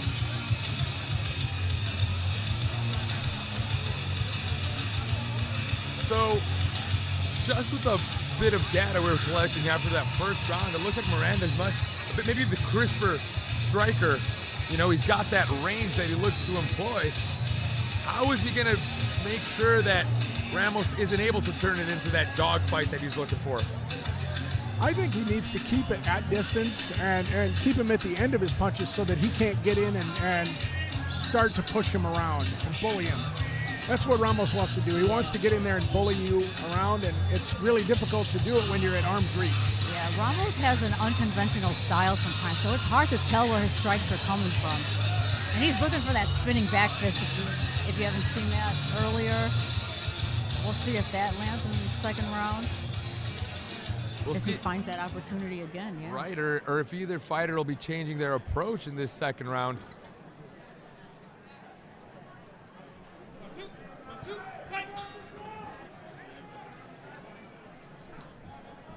The first of multiple title bouts tonight.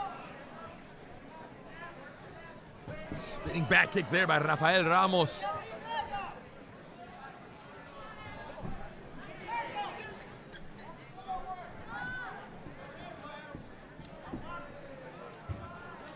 Nice teep from Ramos there.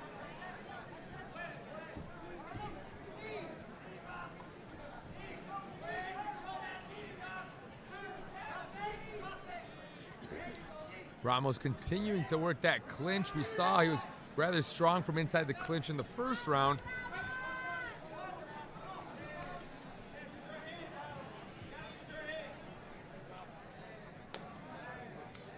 Beautiful teep there by Ramos.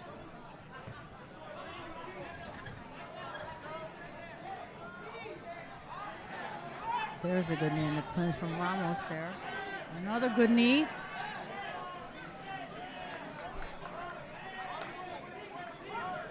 There's a knee that got through. Yeah, he's got. Oh, that one was a little low.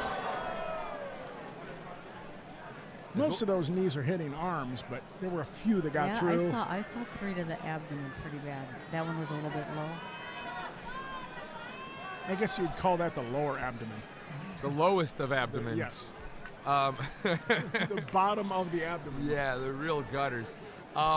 You know, a lot of those were finding their mark, like you said, but I didn't anticipate Miranda taking more time than necessary. Oh, yeah. Oh, youthful exuberance. Yeah. I got 5 minutes. I'm taking Yeah, it. dude. I'm like, let's make it 6. Let's make it a cool 6. Ooh, a nice right hand connecting by Ramos.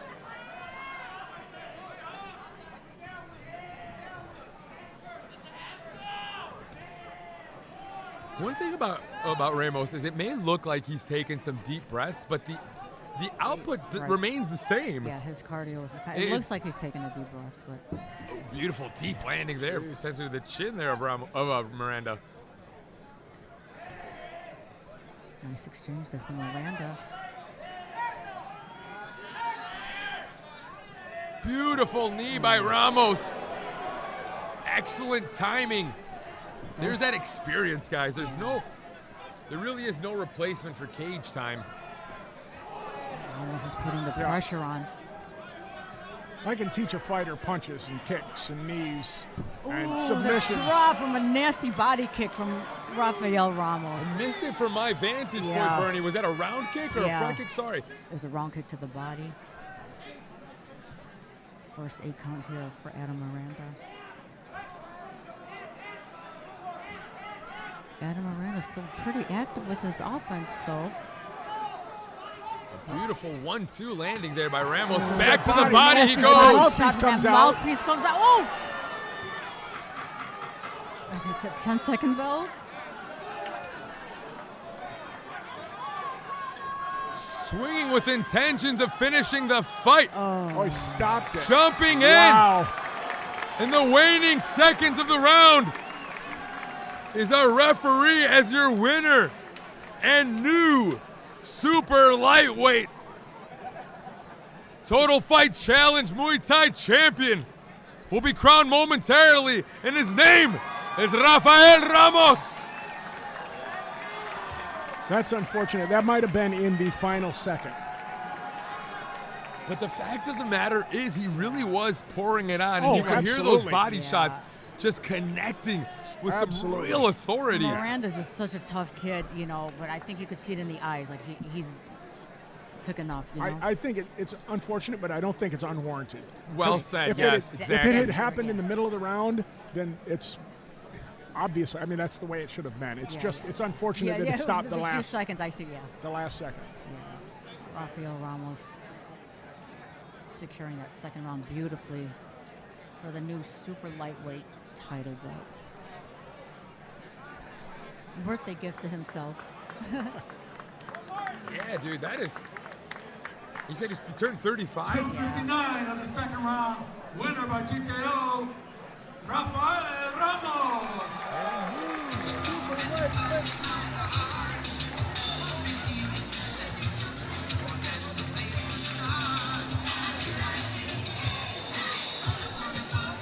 There we see the crowning of our champion. A little delayed, but a beautiful moment all the same. Presenting the belt is Quintana. Quintana Lawson.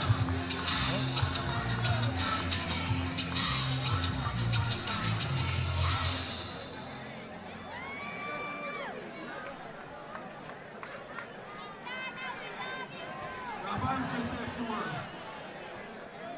Thank you guys for showing up today. Thank you. I wanted to see if you guys could join me real quick to sing happy birthday to my daughter. Her birthday is tomorrow. 420, baby! So, if you guys can help me make birthday, it special, girl. this day's special for me and for her. If we can sing happy birthday, that would be great. Ready? 1, 2, 3. Happy birthday to you. Happy birthday to you. Happy birthday, dear Trinity. Happy birthday to you. Dad loves you, mommy. Rafael Ramos.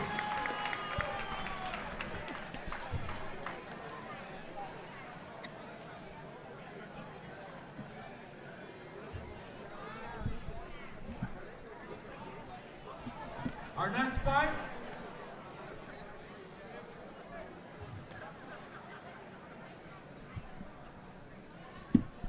Don't forget the fight challenge is brought to you by Quintana Law Group and Patrick Rusnicki LLC, an information technology company.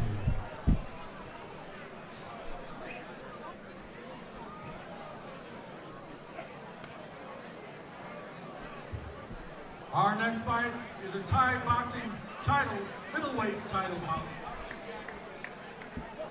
It's gonna be a good one. In the blue corner, from Mundelein, Illinois, with a record of 5-1, Nicholas Cication. Out of North Shore Academy, it's Nick Cication. We've seen him inside our cage many a times. One thing is for certain, this man swings to get the job done. From the punches to the kicks that come from those tree trunk legs. Yes.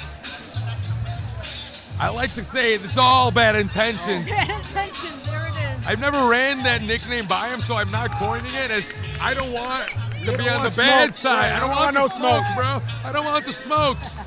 But one thing I do want is to be front row when Nick Cication steps inside the cage, an explosive fighter, a definition of a finisher. And now, looking to go home, the middleweight total fight challenge Muay Thai champion. But he's got his work cut out for him. I mean, these are, when I think of Muay Thai fighters that are climbing the ranks right now locally, these are the names that come to mind. Nick Cication, Trey Pierce, Yeah. and we got them squaring off here, guys. Trey Pierce does not want to lose that belt. This is going to be a crazy fight. There's a reason why these guys are fighting for the championship. Amen. Shout out to our matchmakers. Total Fight Challenge continues to bring the heat. And in the red corner from Joliet, Illinois, with a record of 6-1, Trey the Tank Pierce.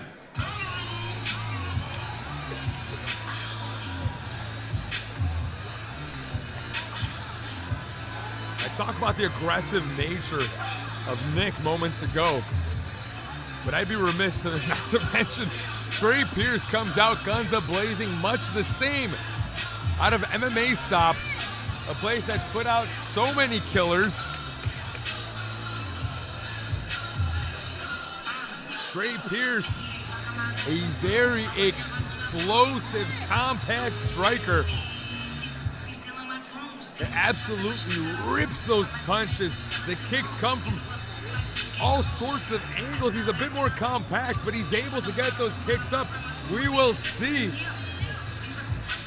We will see how these two square off and how they decide to take each other on as they bring very distinct body types and distinct skill sets into this title bout. We talk about the punches of Trey Pierce. Look at his hands, but look at Cication's legs. Yeah, His right. thigh is the size of my waist. I would not want to be kicked by that. Yeah, absolute tree trunks. Yeah. Certainly could fire a cannon from that canoe. That man is stapled. As Trey Pierce prepares to take on Nick Cication.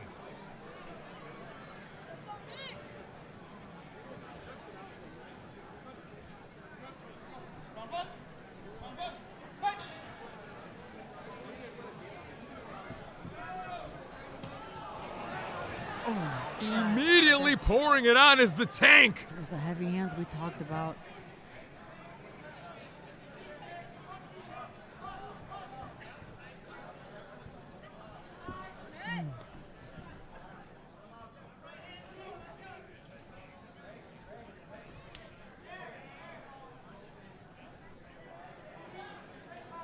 The Tank Pierce, of course, we've seen he does a great job of getting the ball rolling right away. Oftentimes a very quick starter. We saw it here early on. Yeah, Cication, usually we see him needing to feel it out a little bit before he pours it on him, but then, oh, a little bit of a low blow. Look like the Tank may have beat him to it this go around.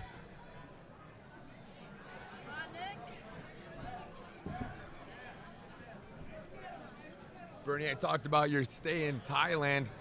Oftentimes when you come here to an MMA show and you see some Muay Thai fighting, it's in the style of a Muay Thai fighter doing, you know, an MMA fighter doing a Muay Thai bout. But in the case of Cication, you see a very traditional stance, a little bit more of maybe what you were seeing back in, you know, back in the motherland of Muay Thai. Yeah, for sure. Oh my God, you heard the pounding of that left hook of Trey Pierce. Cication just solid. Oh, there it is. Punches for the kicks. That low kick by Nicholas clearly landing as we heard the thud.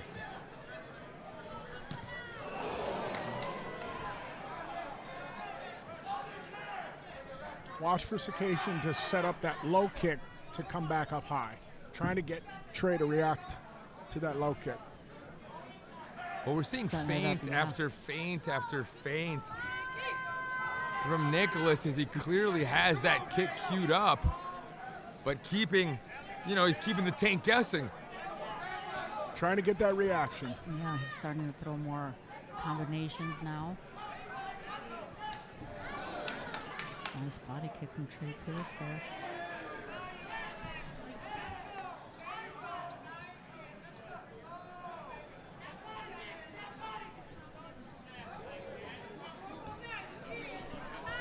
There you see that low leg kick.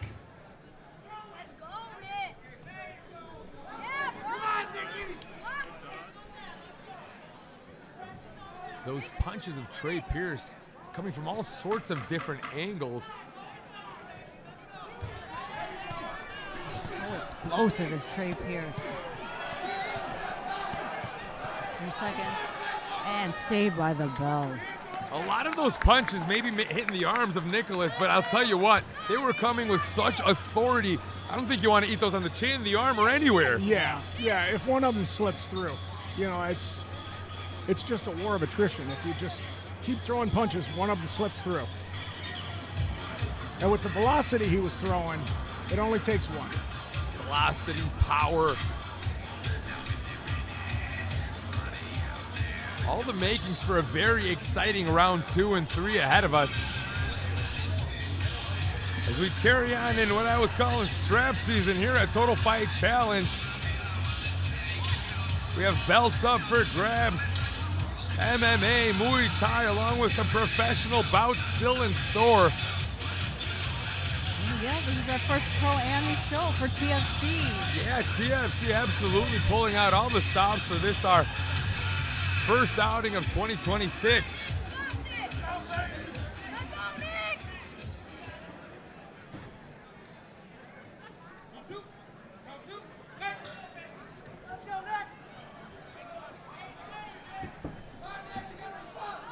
I'm always impressed by the stoicism, sorry, of Nicholas Cication. Yeah. He's always just so composed, no matter what. Even when he has someone like the tank pouring it on him, he'll disengage and kind of regroup. Yeah, he doesn't seem to be bothered by anything.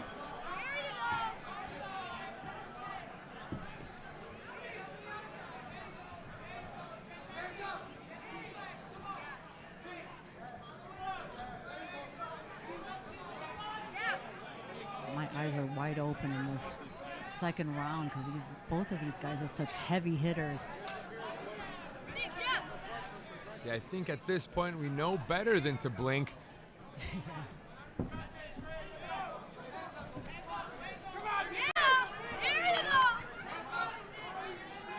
Nice three-punch combination there by Cication.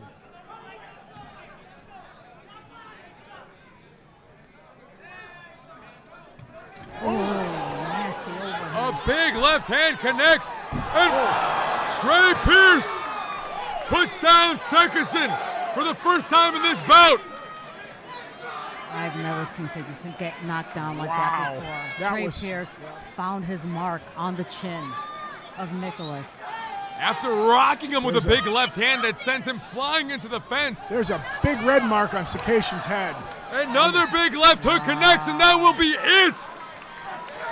Trey Pierce with a dominant performance tonight. Your total fight challenge Muay Thai middleweight champion is the Tank, Trey Pierce.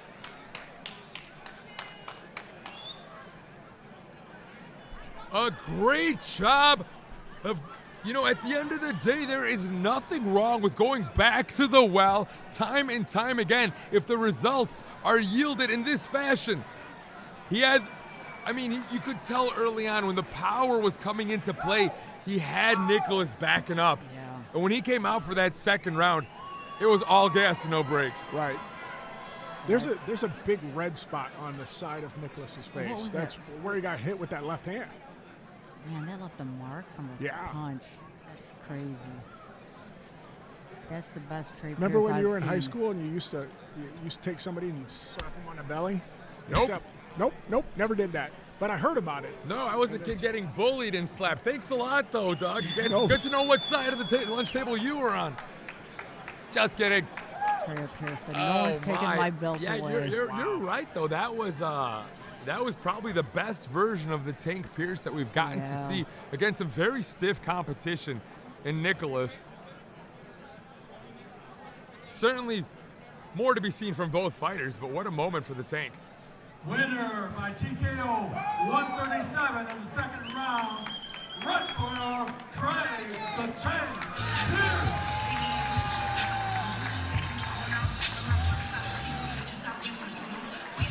Beautiful sportsmanship from both these guys. There's Coach Amir from North Shore Academy. Once again, the Vela team presented by Martin Quintana.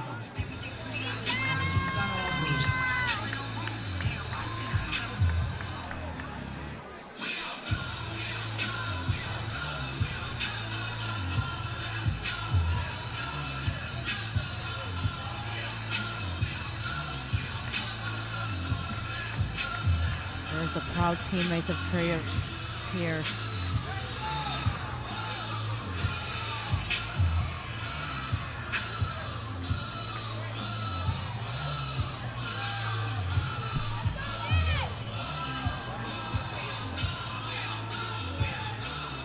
You gotta ask him a question. First, I want to thank everybody for coming out, for supporting me. Being an honest guy, who's ahead of my life. I've been carrying me through this year. Through all the ups and downs I had, man. I'm a living testament, man. If you believe in God and let Him wrap your arms around you, you can get the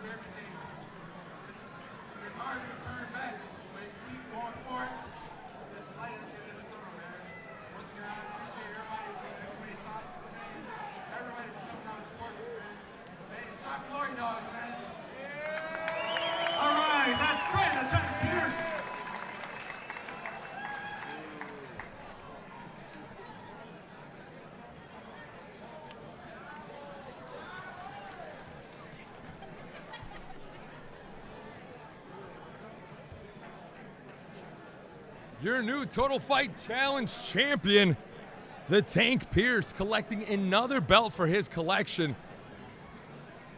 I feel like every time we see him fighting, it's fighting for another title. Yeah. You gotta respect someone that not only gets the job done, but continuously wants to put himself on the line against top-level competition. Yeah, that was the best Tank that we've seen, you guys.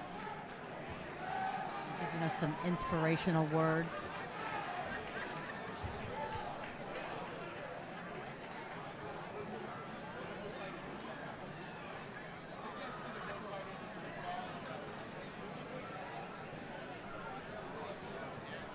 For the fighter's sake. It's about the fighters, so you gotta ask them questions and you gotta know who they are.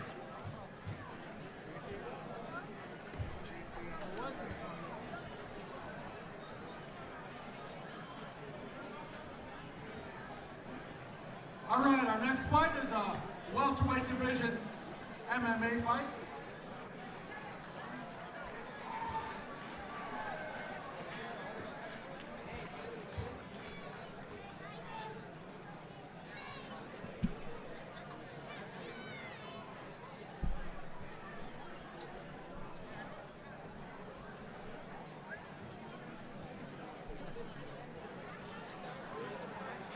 Little hold up from the next bout here.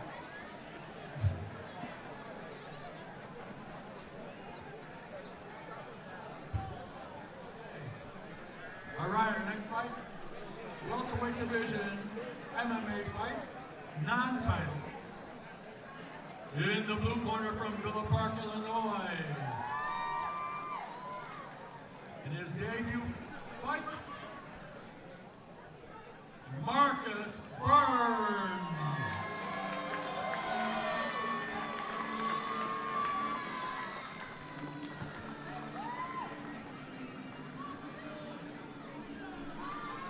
Another top-notch fighter looks to notch himself a dub tonight here at TFC.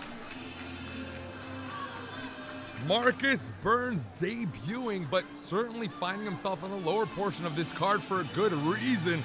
You can feel the energy and the excitement. Not a lot of butts in seats here as folks are popping up for Marcus Burns to take on Maximus Vela. 170 pounds, a mixed martial arts matchup. These are two debut fighters this late in the card. I don't know what to expect. I think that happens. Somebody for knows a something we reason. don't. Yeah. There's a method to the madness. There's a method to the madness. Ooh, and the music is hyping us up. A great walkout as Marcus Burns looks to take us there. Here at Total Fight Challenge.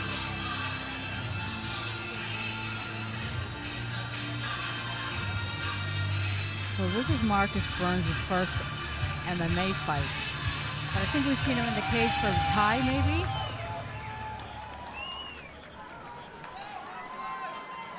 Also debuting tonight in the red corner from Chicago, Illinois, Maximus Vela. A huge pop for Maximus Vela. Debuting he may be, but if you were in attendance to take a look around, this young man has the following of a real veteran representing Elite Performance Training Center with the great Mike Cannon in his corner, along with former UFC welterweight champion Bilal, remember the name, Muhammad. You want to be a debuting fighter with a lot of experience in your corner? Good luck one-upping the corner of the young Maximus Vela. A roofer by day, but looking to tear the roof off of CICERO Stadium tonight. As Max Vela looks to be the newest represented out of Elite Performance Training Center. They've already made their mark in the wrestling scene. They're already making their mark, putting out high-level mixed martial artists. And tonight, they look to do just that. With the debuting Max Vela.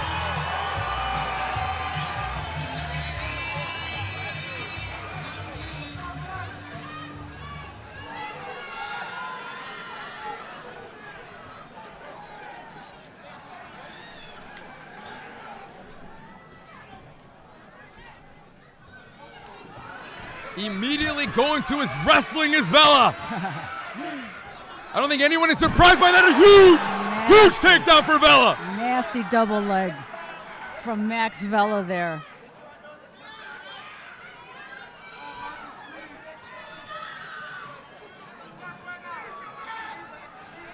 Marcus is looking to recover that guard. Beautiful shoulder pressure being employed there by Vela.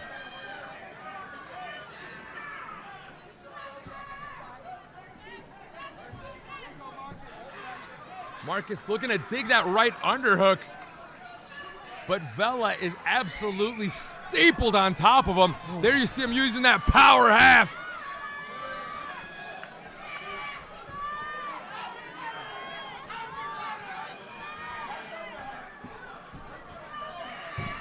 Marcus Burns trying to use that underhook that he has. But Vela just wrapped it up. Yeah, Vela is certainly ready for just about anything that's going to be handed to him from the ground. As you can see, he just has so much ability from the top to continue to anticipate the motions of Marcus Burns and continue to adapt as he's yet to be moved from the top, continuing to deliver punishments and continuing to keep the shoulders of Burns down. The pressure from the top is just immense. It's crazy. Yeah. And Vela just has his hip on that bottom leg there of Marcus Burns. And if we're going to rewind and talk about how we got here, I don't think anybody was surprised to see Vela going for that takedown, but there was literally nothing Marcus Burns could do to stop it. Yeah. Right.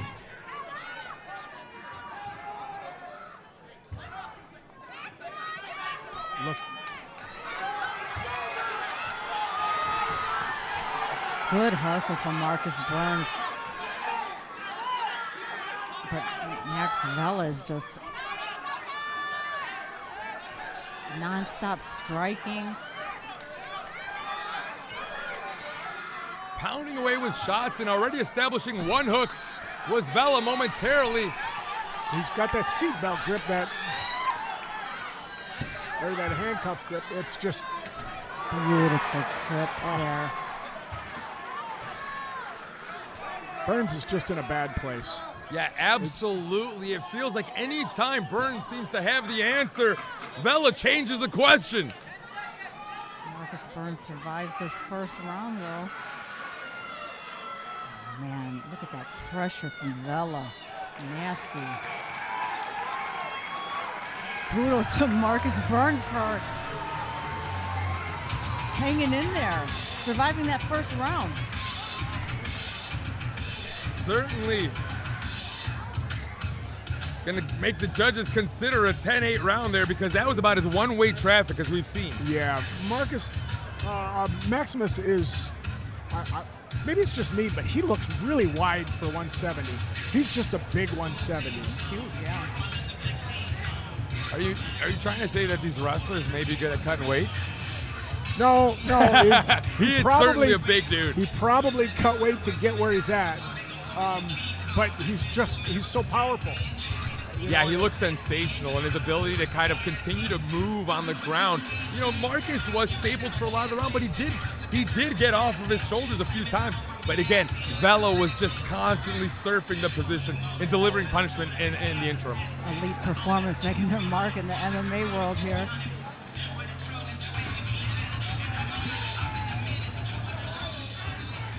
Deep breaths from Marcus Burns.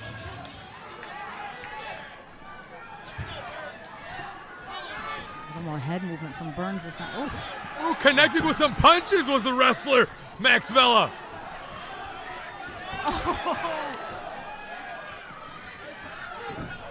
Beautifully timed entry by Vela.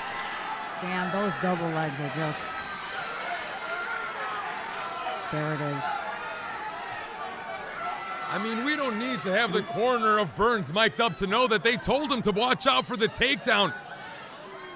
But Vela is still 100% in his takedown attempts this fight.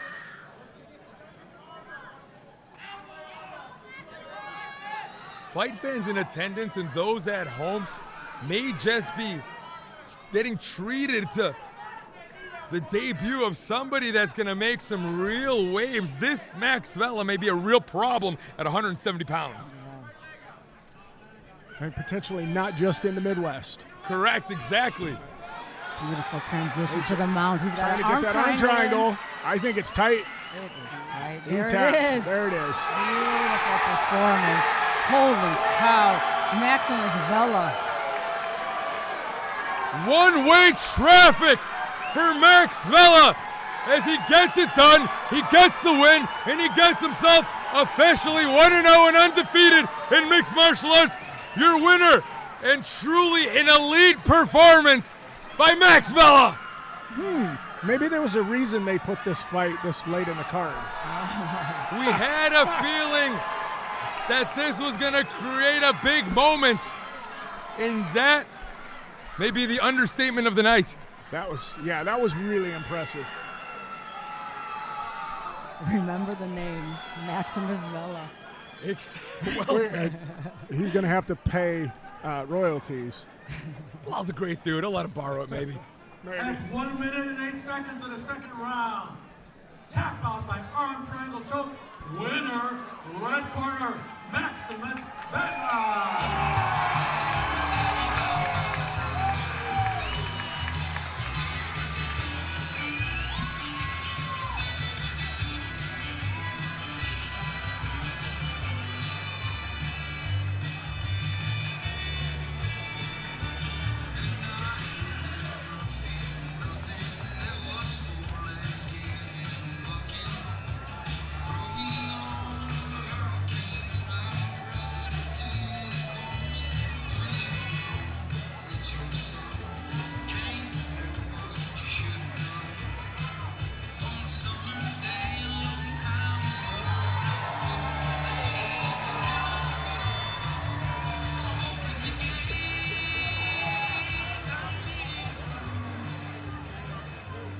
At this time, we're going to take about a 15-minute intermission.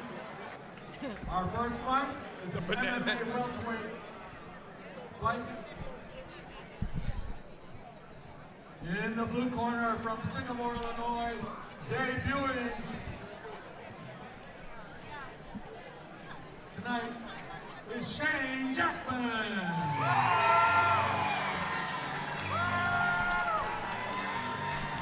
Stepping in is another very experienced combatant in Shane, the Slim Reaper Jackman.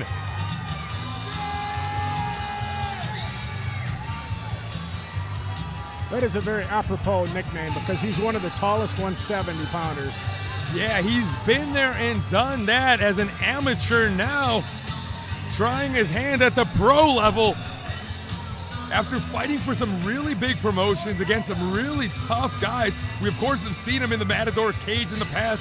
We saw him face off against Angelos Akopoulos here at Total Fight Challenge. But tonight we get to see a new version. So these young guys that get all this experience early on, it's always such a pleasure to see them when they get a little bit older, a little bit longer in the tooth. They They're evolve able, a little bit. Absolutely, that is a word, my friend. Evolve, and all that experience, all the experience they've taken in, all the experience he gets in the gym with somebody like Tyler Sugar-Free Scott. Now it gets to come to fruition, and we may just get to see that tonight.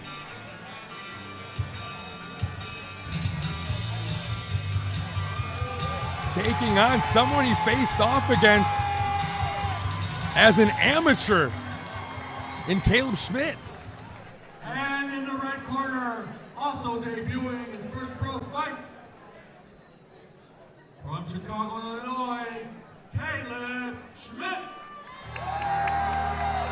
We've seen Caleb Schmidt many a times, but Doug, I know you have plenty of background with this young man, so let's talk a little bit about what Caleb Schmidt brings to the cage. He's he's extremely athletic. The flexibility, I don't think I've ever seen anybody as flexible as Caleb. Yeah. He can stand belly to belly with you and head kick you. It's a tale of two different body types. You know what's cool is both of these guys are veterans of the Total Fight Challenge cage, and now they're making their pro debut together here on the show. And yeah. Caleb is powerful and explosive. He's been training and fighting for quite a while. Yeah, absolutely. Caleb Schmidt, like you mentioned, we've seen him in action in our cage many a times. You mentioned the head kicks. How about the head kick knockout over Andrew Sakopoulos for the Matador belt back in November of 2024? Nobody saw that coming, especially Angelo. Yeah. And Caleb Schmidt just showed us that the toolbox is deep. The experience, he's the kind of guy that's willing to take on all incumbents, so you may have seen it reflected in his record. But we're starting two debuting pro fighters here as Schmidt takes on Jackman.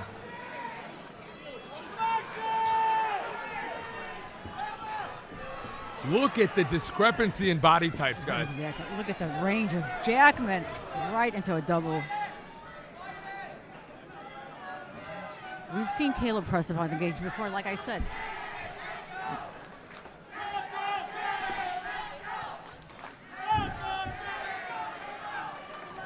Methodically brought Jackman to the ground there. It actually looked like maybe it was Jackman looking to create a takedown opportunity for his own, and I think he lost his footing. Not to mention just the size of Caleb Schmidt. You could tell he is just so strong when he gets locked up like that. Yeah, it's that body lock too. The body lock control is the best. I love it. And as far as body type discrepancies go, when you got someone slim at the waist like Jackman, you could really get a good squeeze on that body lock. Yeah. But now, I've seen the guard of Shane Jackman in the past. It is super dangerous. So let's just go ahead and pay very close attention because there's plenty that could be happening right now. There you see Jackman using that fence to come perpendicular from the bottom. He's going for failed armbar to a potential triangle. And he's got the, good pressure from Caleb Schmidt. Well, let's see how they transition from the amateur ranks to the pro ranks because they're extra weapons. Yeah. And Jackman was throwing a couple of short elbows. Yeah, I saw that. I'd like to see if Caleb can make that switch and turn those on. As an amateur, you're told not to. You got to stay away from it. Stay away from it. And it's hard. That's a hard habit to break. Yeah, absolutely. And not just that, but they both have so much more time to work as they've now graduated to the 5-minute rounds. The chance of Caleb pour in. Perfectly timed knee to the head there, just as Jackman was getting up.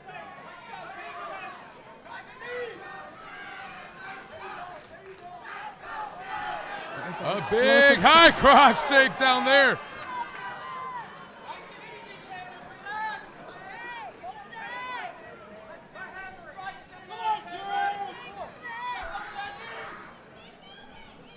It feels as if Schmidt has done his homework and he knows how dangerous Jackman is off of his back. A great job of keeping the pressure on against the fence there by Caleb Schmidt. Right.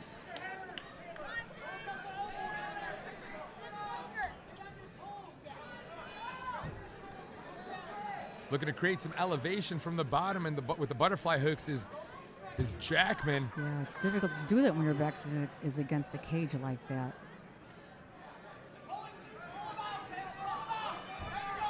Caleb's doing a nice job of keeping his hips in to make sure that he can't get his legs even a little bit straightened. It changes the leverage.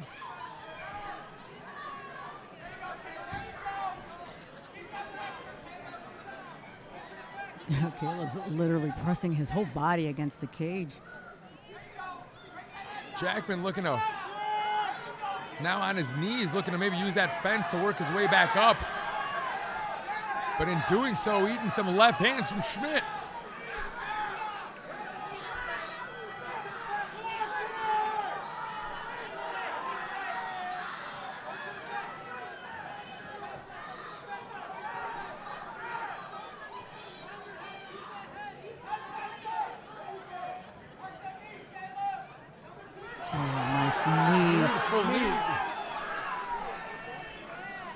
I think he was able to get that up to the head. It was close. Oh, there it was, Doug. That one might miss, though.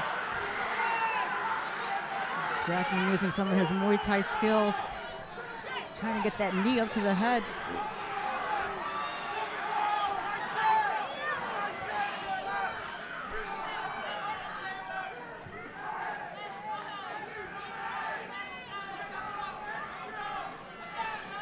So fun. The second you saw Jackman turn Schmidt, the pop from the Dominion MMA fans, immediate.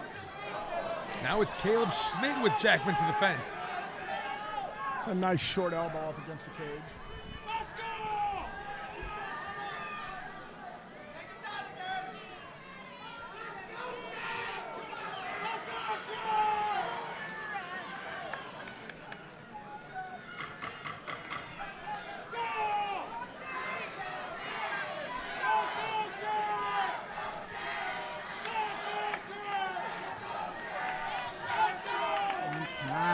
A very interesting first round. I think the three of us got a little quiet towards the end of that because we were all just kind of taking in the action. Yeah. Well, and it was in such a place that I had trouble. I had to crane my neck to see what We was all going kind of on. had an angle thing going here because it's just that evenly matched up of a fight. We know how explosive Caleb can be. We know how he can fire up those kicks from close quarters. And we also see Shane Jackman very good at bringing those knees up from inside the clinch. in a close, like in a phone booth, which a lot of the people that are watching have never seen a phone booth, but he can bring it up in a phone booth. I saw a payphone today, actually, so to your point, it's out there. People know. But welcome to the big leagues, gentlemen. This is a 5-minute round. You know, and neither fighter looks excessively drained. I think we're going to see a good second round. Now, I think we've even spoken on air in the past about a guy like Caleb Schmidt who takes so many fights. And he's like, man, he's always out here. He's always out here. And we weren't always, we'd ask, like, is that the right move, right? But at the end of the day, we have a debuting professional fighter with so much experience. Pouring it on early is Jackman. Jackman using that range.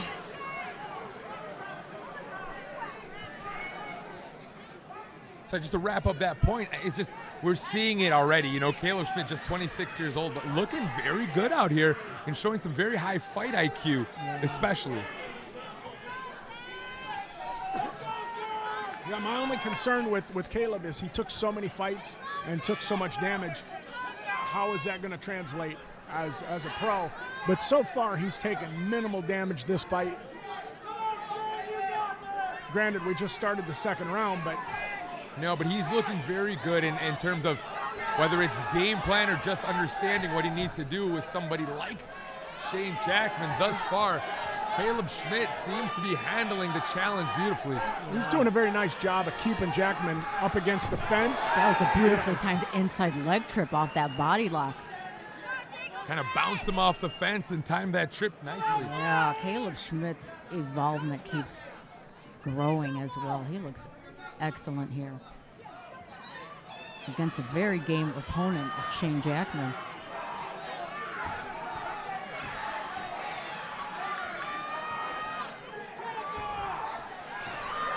Ooh, There's those some elbows. short elbows. Nice. A little quicker to the feet was Shane Jackman and making Schmidt pay. Yeah, I think Caleb got a little lazy on that break.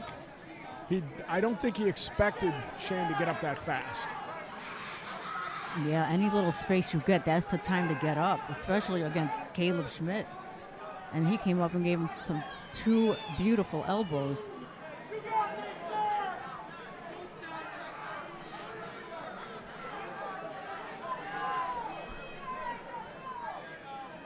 Caleb Schmidt so good at keeping this fight right here. We saw that in the first round.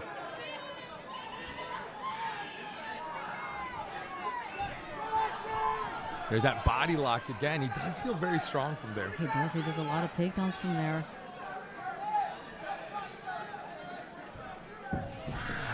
Oh, put it for reversal. That was a good takedown, and then the momentum was just in his favor. I blinked and they were somersaulting there.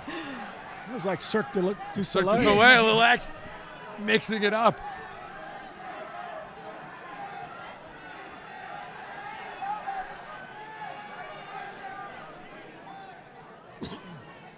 So a knee to the outside of the thigh is very, very unpleasant. A knee to the inside of the thigh is life-changing. Yeah, I'll pass on both. That's why we're here. Amen.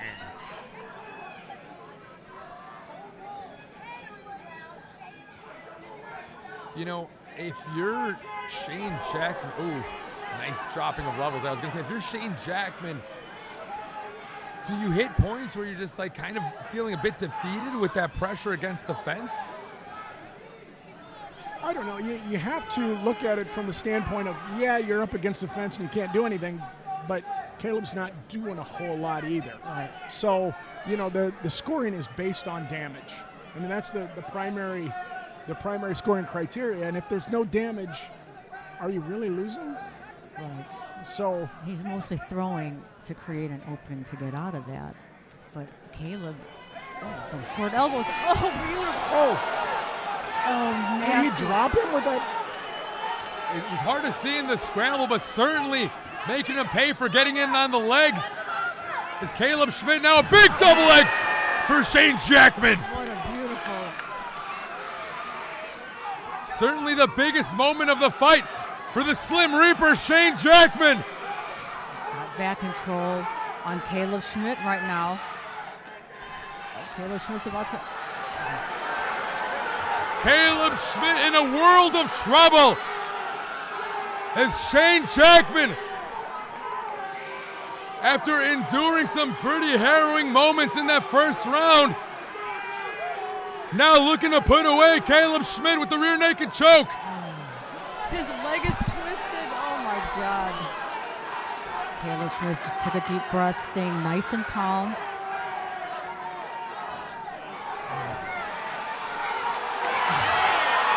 Caleb Schmidt very much still in this fight. He comes to the top. He delivers some huge strikes. We didn't hear the bell because this place is absolutely deafening. You didn't even hear the bell. Yeah, I didn't hear the 10-second clapper. I didn't hear the bell. It's a good thing we have the best of the best reffing this is veteran Rob Madrigal. I'm pretty sure he was reffing the LFA last night. Yeah, he was. He just came in. Literally now stepping in here, the TFC cage. Elite combatants, elite refereeing, and if we had a different referee in there, that might have been a 7-minute round. Right, because nobody heard the horn. If I was refereeing, I'd have been too busy watching the fight. They'd still be going. And that's why we're here. Again, why we're the nerds in the broadcast. Yeah. But man, oh man, what an exciting first 2 rounds. Feels like just about anything could happen in this 3rd round. Both of these guys can never be counted out of the fight.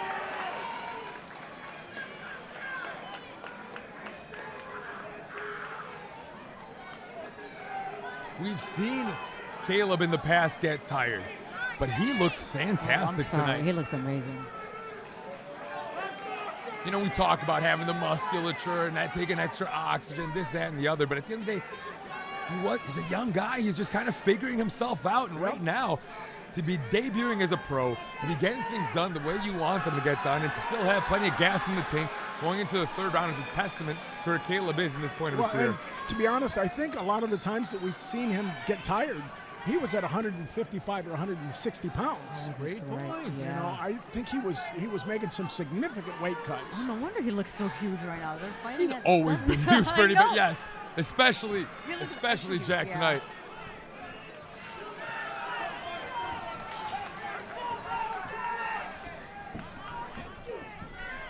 Look at the pressure from Caleb Schmidt.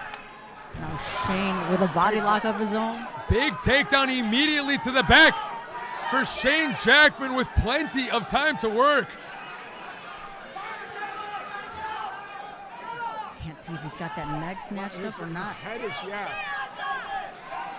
Well, he was riding a bit high momentarily, but now settling in is Shane Jackman.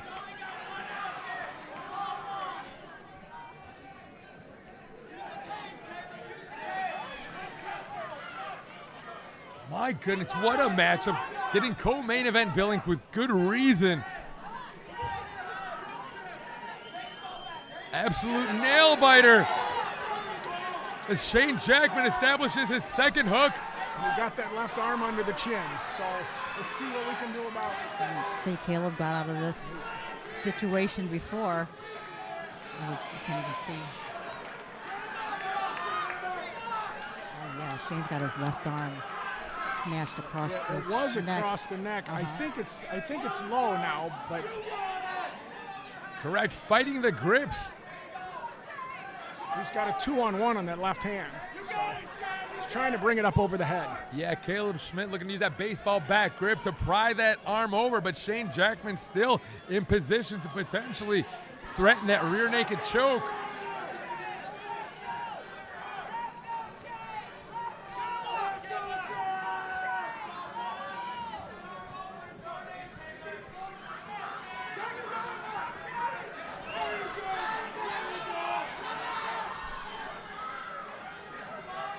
Shane Jackman has a body lock from the back, probably impairing the breathing of Caleb as well. Now looking to go across the jawline is Shane Jackman.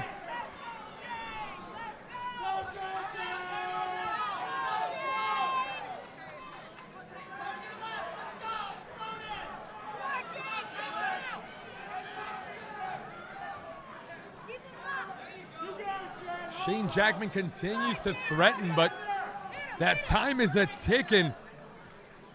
And after 2 big rounds for Caleb Schmidt, these moments are incredibly important for Shane Jackman. Now going in underneath the chin is a Slim Reaper. A big squeeze. Oh man, Caleb Schmidt just stays calm in that he had that lock deep, and he gave him a thumbs up. I'm good.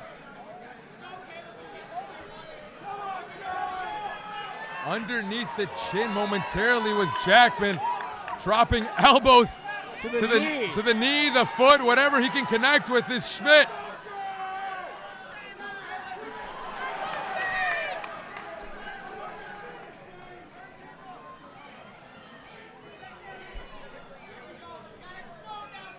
The waning seconds in this third and final round.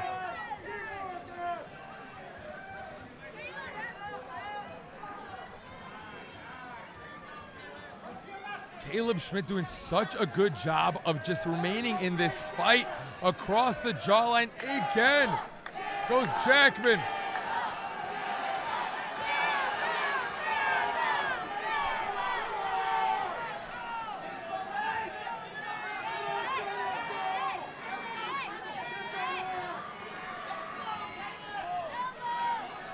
Very dicey situation for Caleb Schmidt, timing perfectly, potentially escaping. No, potentially giving up the rear naked choke. Across the jawline goes Jackman.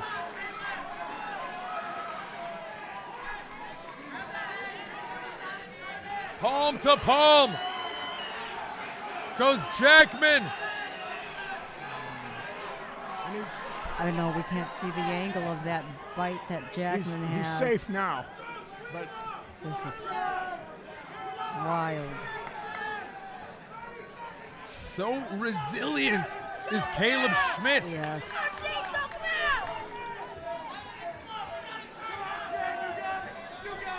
One more big explosion for Caleb Schmidt.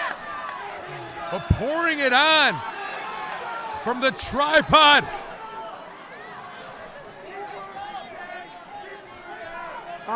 Shane Jackman looking to punctuate this fight. Oh my God. Caleb Schmidt finishing from top now. Oh, what a beautiful what professional a fight. debut for these guys. That is crazy.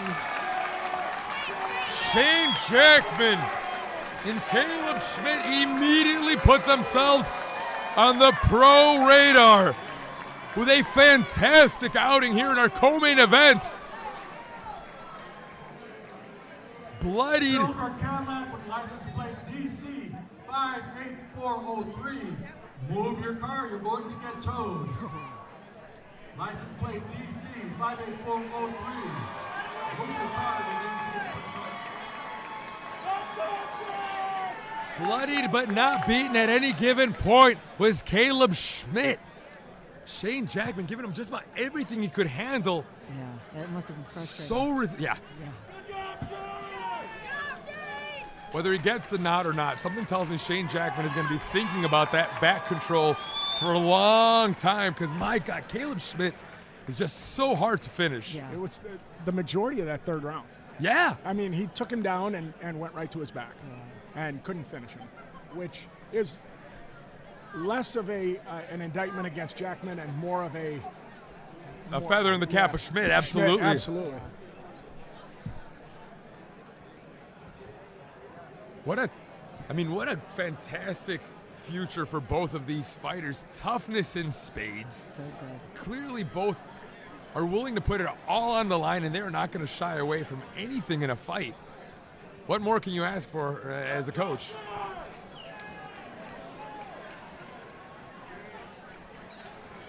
Ladies and gentlemen, we have a split decision. 29-28.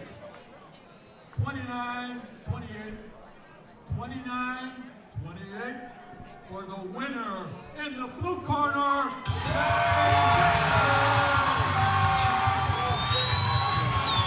Getting the nod and his first dub as a pro is a Slim Reaper, Shane Jackman. Plenty to work with for both fighters.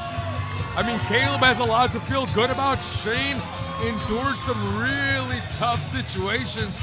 But we talk about damage, right? We talk about getting closer to the finish, pouring it on and bloodying up Caleb Schmidt.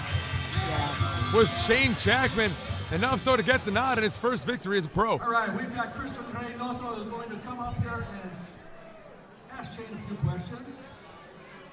Christian Reynoso knows. We're here with your victor and now officially undefeated as a pro. What it knows, Shane the Slim Reaper Jackman. Shane is sneaking and finally how good does it feel to come out here and get it as a pro? Well, all honesty, Christian, that fight sucked for me. That was an athlete level that I had no idea format. And so if you guys are going to take by this fight, just wait for my next fight. But before we do that, let's have a great round of applause for Joe Mutia and the show he's putting on tonight. This is fantastic. My fight was great. Absolutely. A shout out to the legend that is Joe Mutia put together another amazing card. We're fighting going into the good reason. Let's talk about Caleb Schmidt and the evolution in his game. Everything he handed out to his team. And I thought he was showing like 55. He was way stronger at 170. Constant him, he was putting pressure on me the whole entire fight. I mean, in a different world, this is him in my corner right now. So I'm blessed to be here. Blessed to be here indeed, as we all are in attendance, to be able to see another big performance by the Slim Reaper. What is next for Shane Jackman?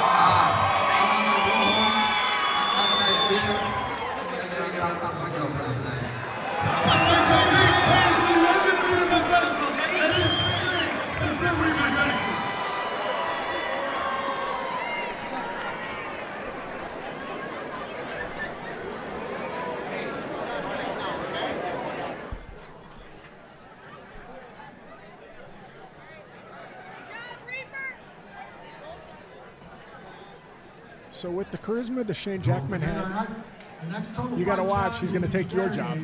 Hey, man, I'm accepting all comers. Let's go. One thing is for certain is I want no part of him inside the cage. Shane Jackman looking great, and as he's, he was quite transparent, and you got to appreciate that. He wasn't pleased with his performance, but it was enough to get the job done. And as we talk about, there's really no winners and losers in that type of a fight, as they both get plenty to work with. Right. This is the one you've been waiting for. Heavyweight pro MMA. In the blue corner from Winfield, Illinois, with a record of 3-0, Matthew Gollic.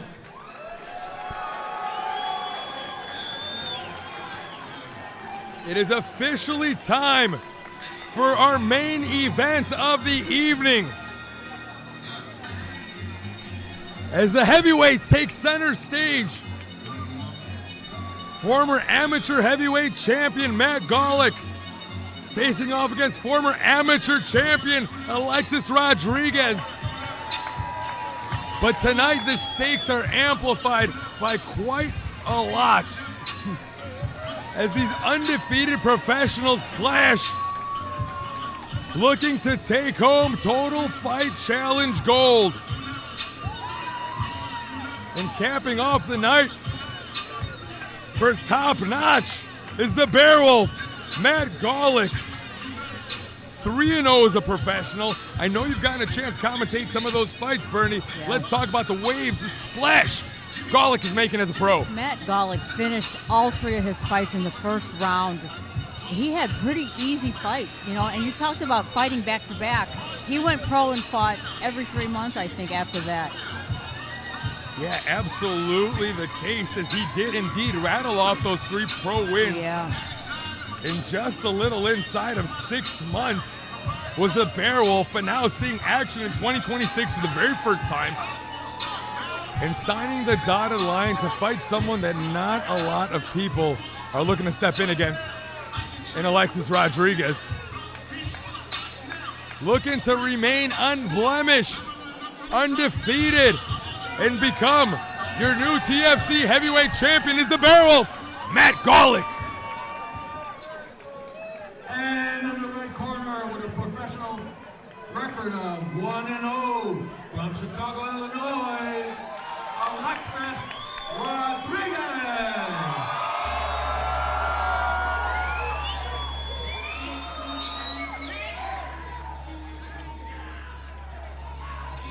Let's go ahead and take this moment in, guys.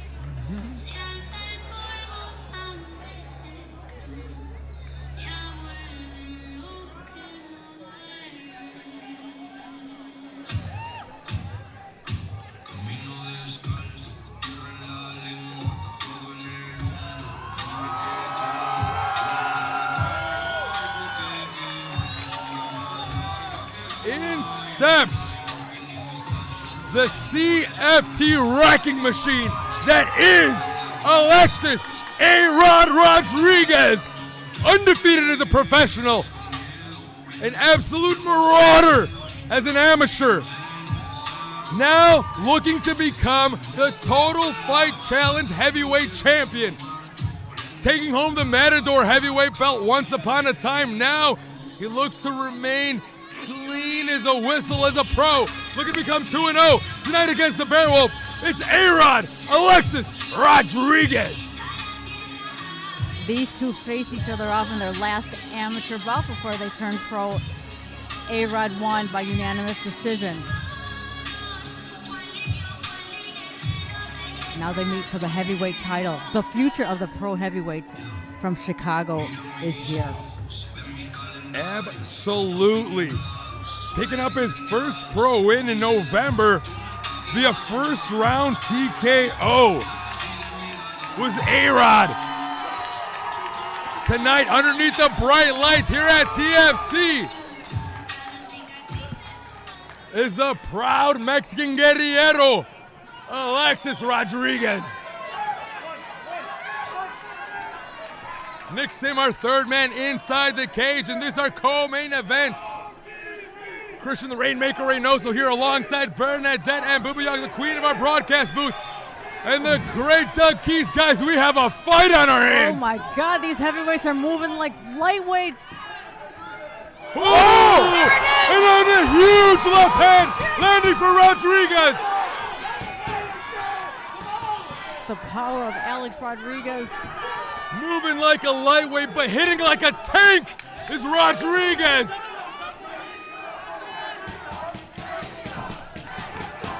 Another big left hand from inside close quarters for Rodriguez. Matt Bearwolf looking to keep that body lock on A-Rod there. In on the double and switching to the single is Gollic. Hiking it up is A-Rod. Both these guys very well-rounded in wrestling, Nice grappling. takedown. What wherewithal by Gollic to withstand getting clipped early and get right back to his wrestling. putting Rodriguez on his back with plenty of time to work in this first round. Yeah, we've seen A-Rod knock people off with that overhand right, finishing them.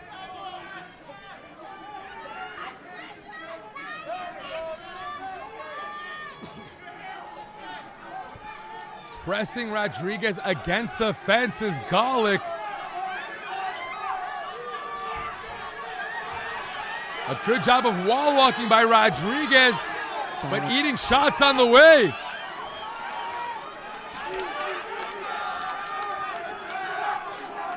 Rodriguez still looking very explosive as he works his way up and immediately starts delivering big elbows from close quarters.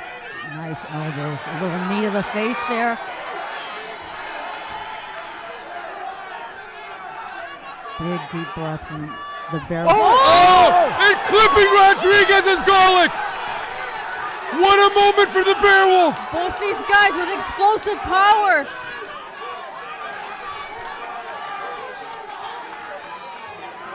What an explosive first round. Wow, both fighters dropped by the other. Alexis Rodriguez doing everything he can to remain in this fight. The Bearwolf just needs to keep those strikes before don't let him up. Gollic doing what he can to continue pouring the fight on Rodriguez. Alex trying his best to get up from this position here. Oh, big elbow. Alexis going for a roll on the bottom, ends up on bottom side control now. Pouring it on again is Gollic. The main event, you guys.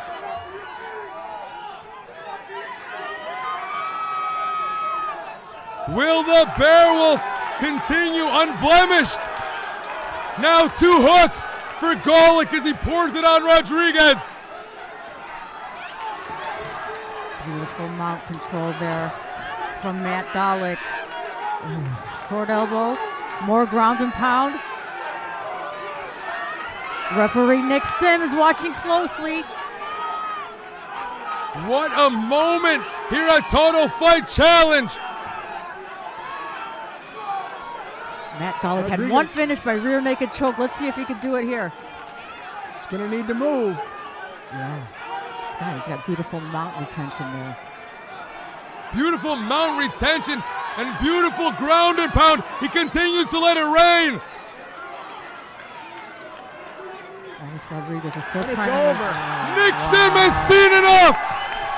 Still undefeated, now 4-0, and now your new Total Fight Challenge professional heavyweight champion.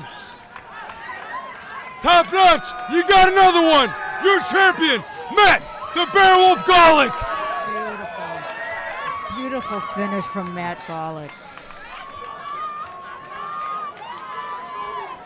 This is the future of the heavyweight pros, you guys. Really impressive the way, I mean, he got dropped early with a big shot and was able to fight back and finish like that. That's amazing. A more highly touted prospect than A-Rod Rodriguez you will not find. And to come out here, withstand that, fight back, and really pull it out of the fire to get the win. What a sensational moment for Matt Gollic. Whew. My word. I know Alex Rodriguez wants to run this back. I'm sure it'll happen. Yeah. Just probably not tonight. No. Matt Gollic, a very inspirational fighter. Absolutely. Always imploring everybody, follow your dreams. If he could do it, you could do it. Very respected.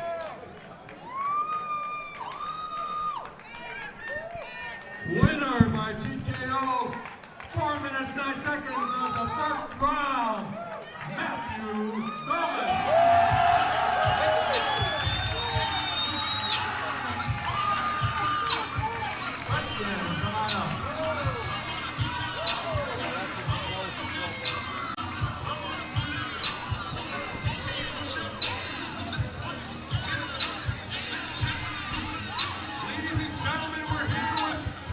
Still undefeated now, 4-0 Bearwolf Matt Gollic.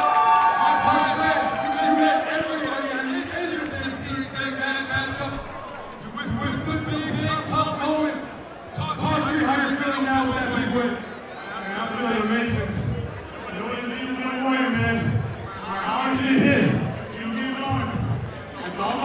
out there. I can see the healing.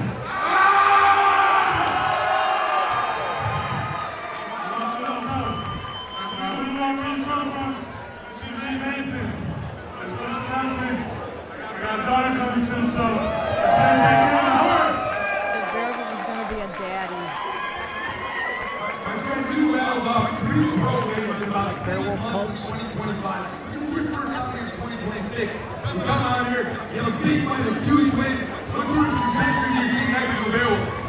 Fuck, man, fight better opponents, and you'll see me world champion. Let's go!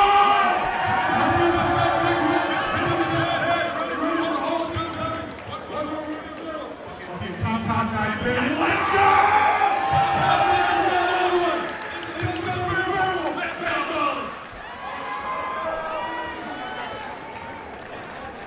All right, that's all for tonight. Don't forget our next fight is August 15th.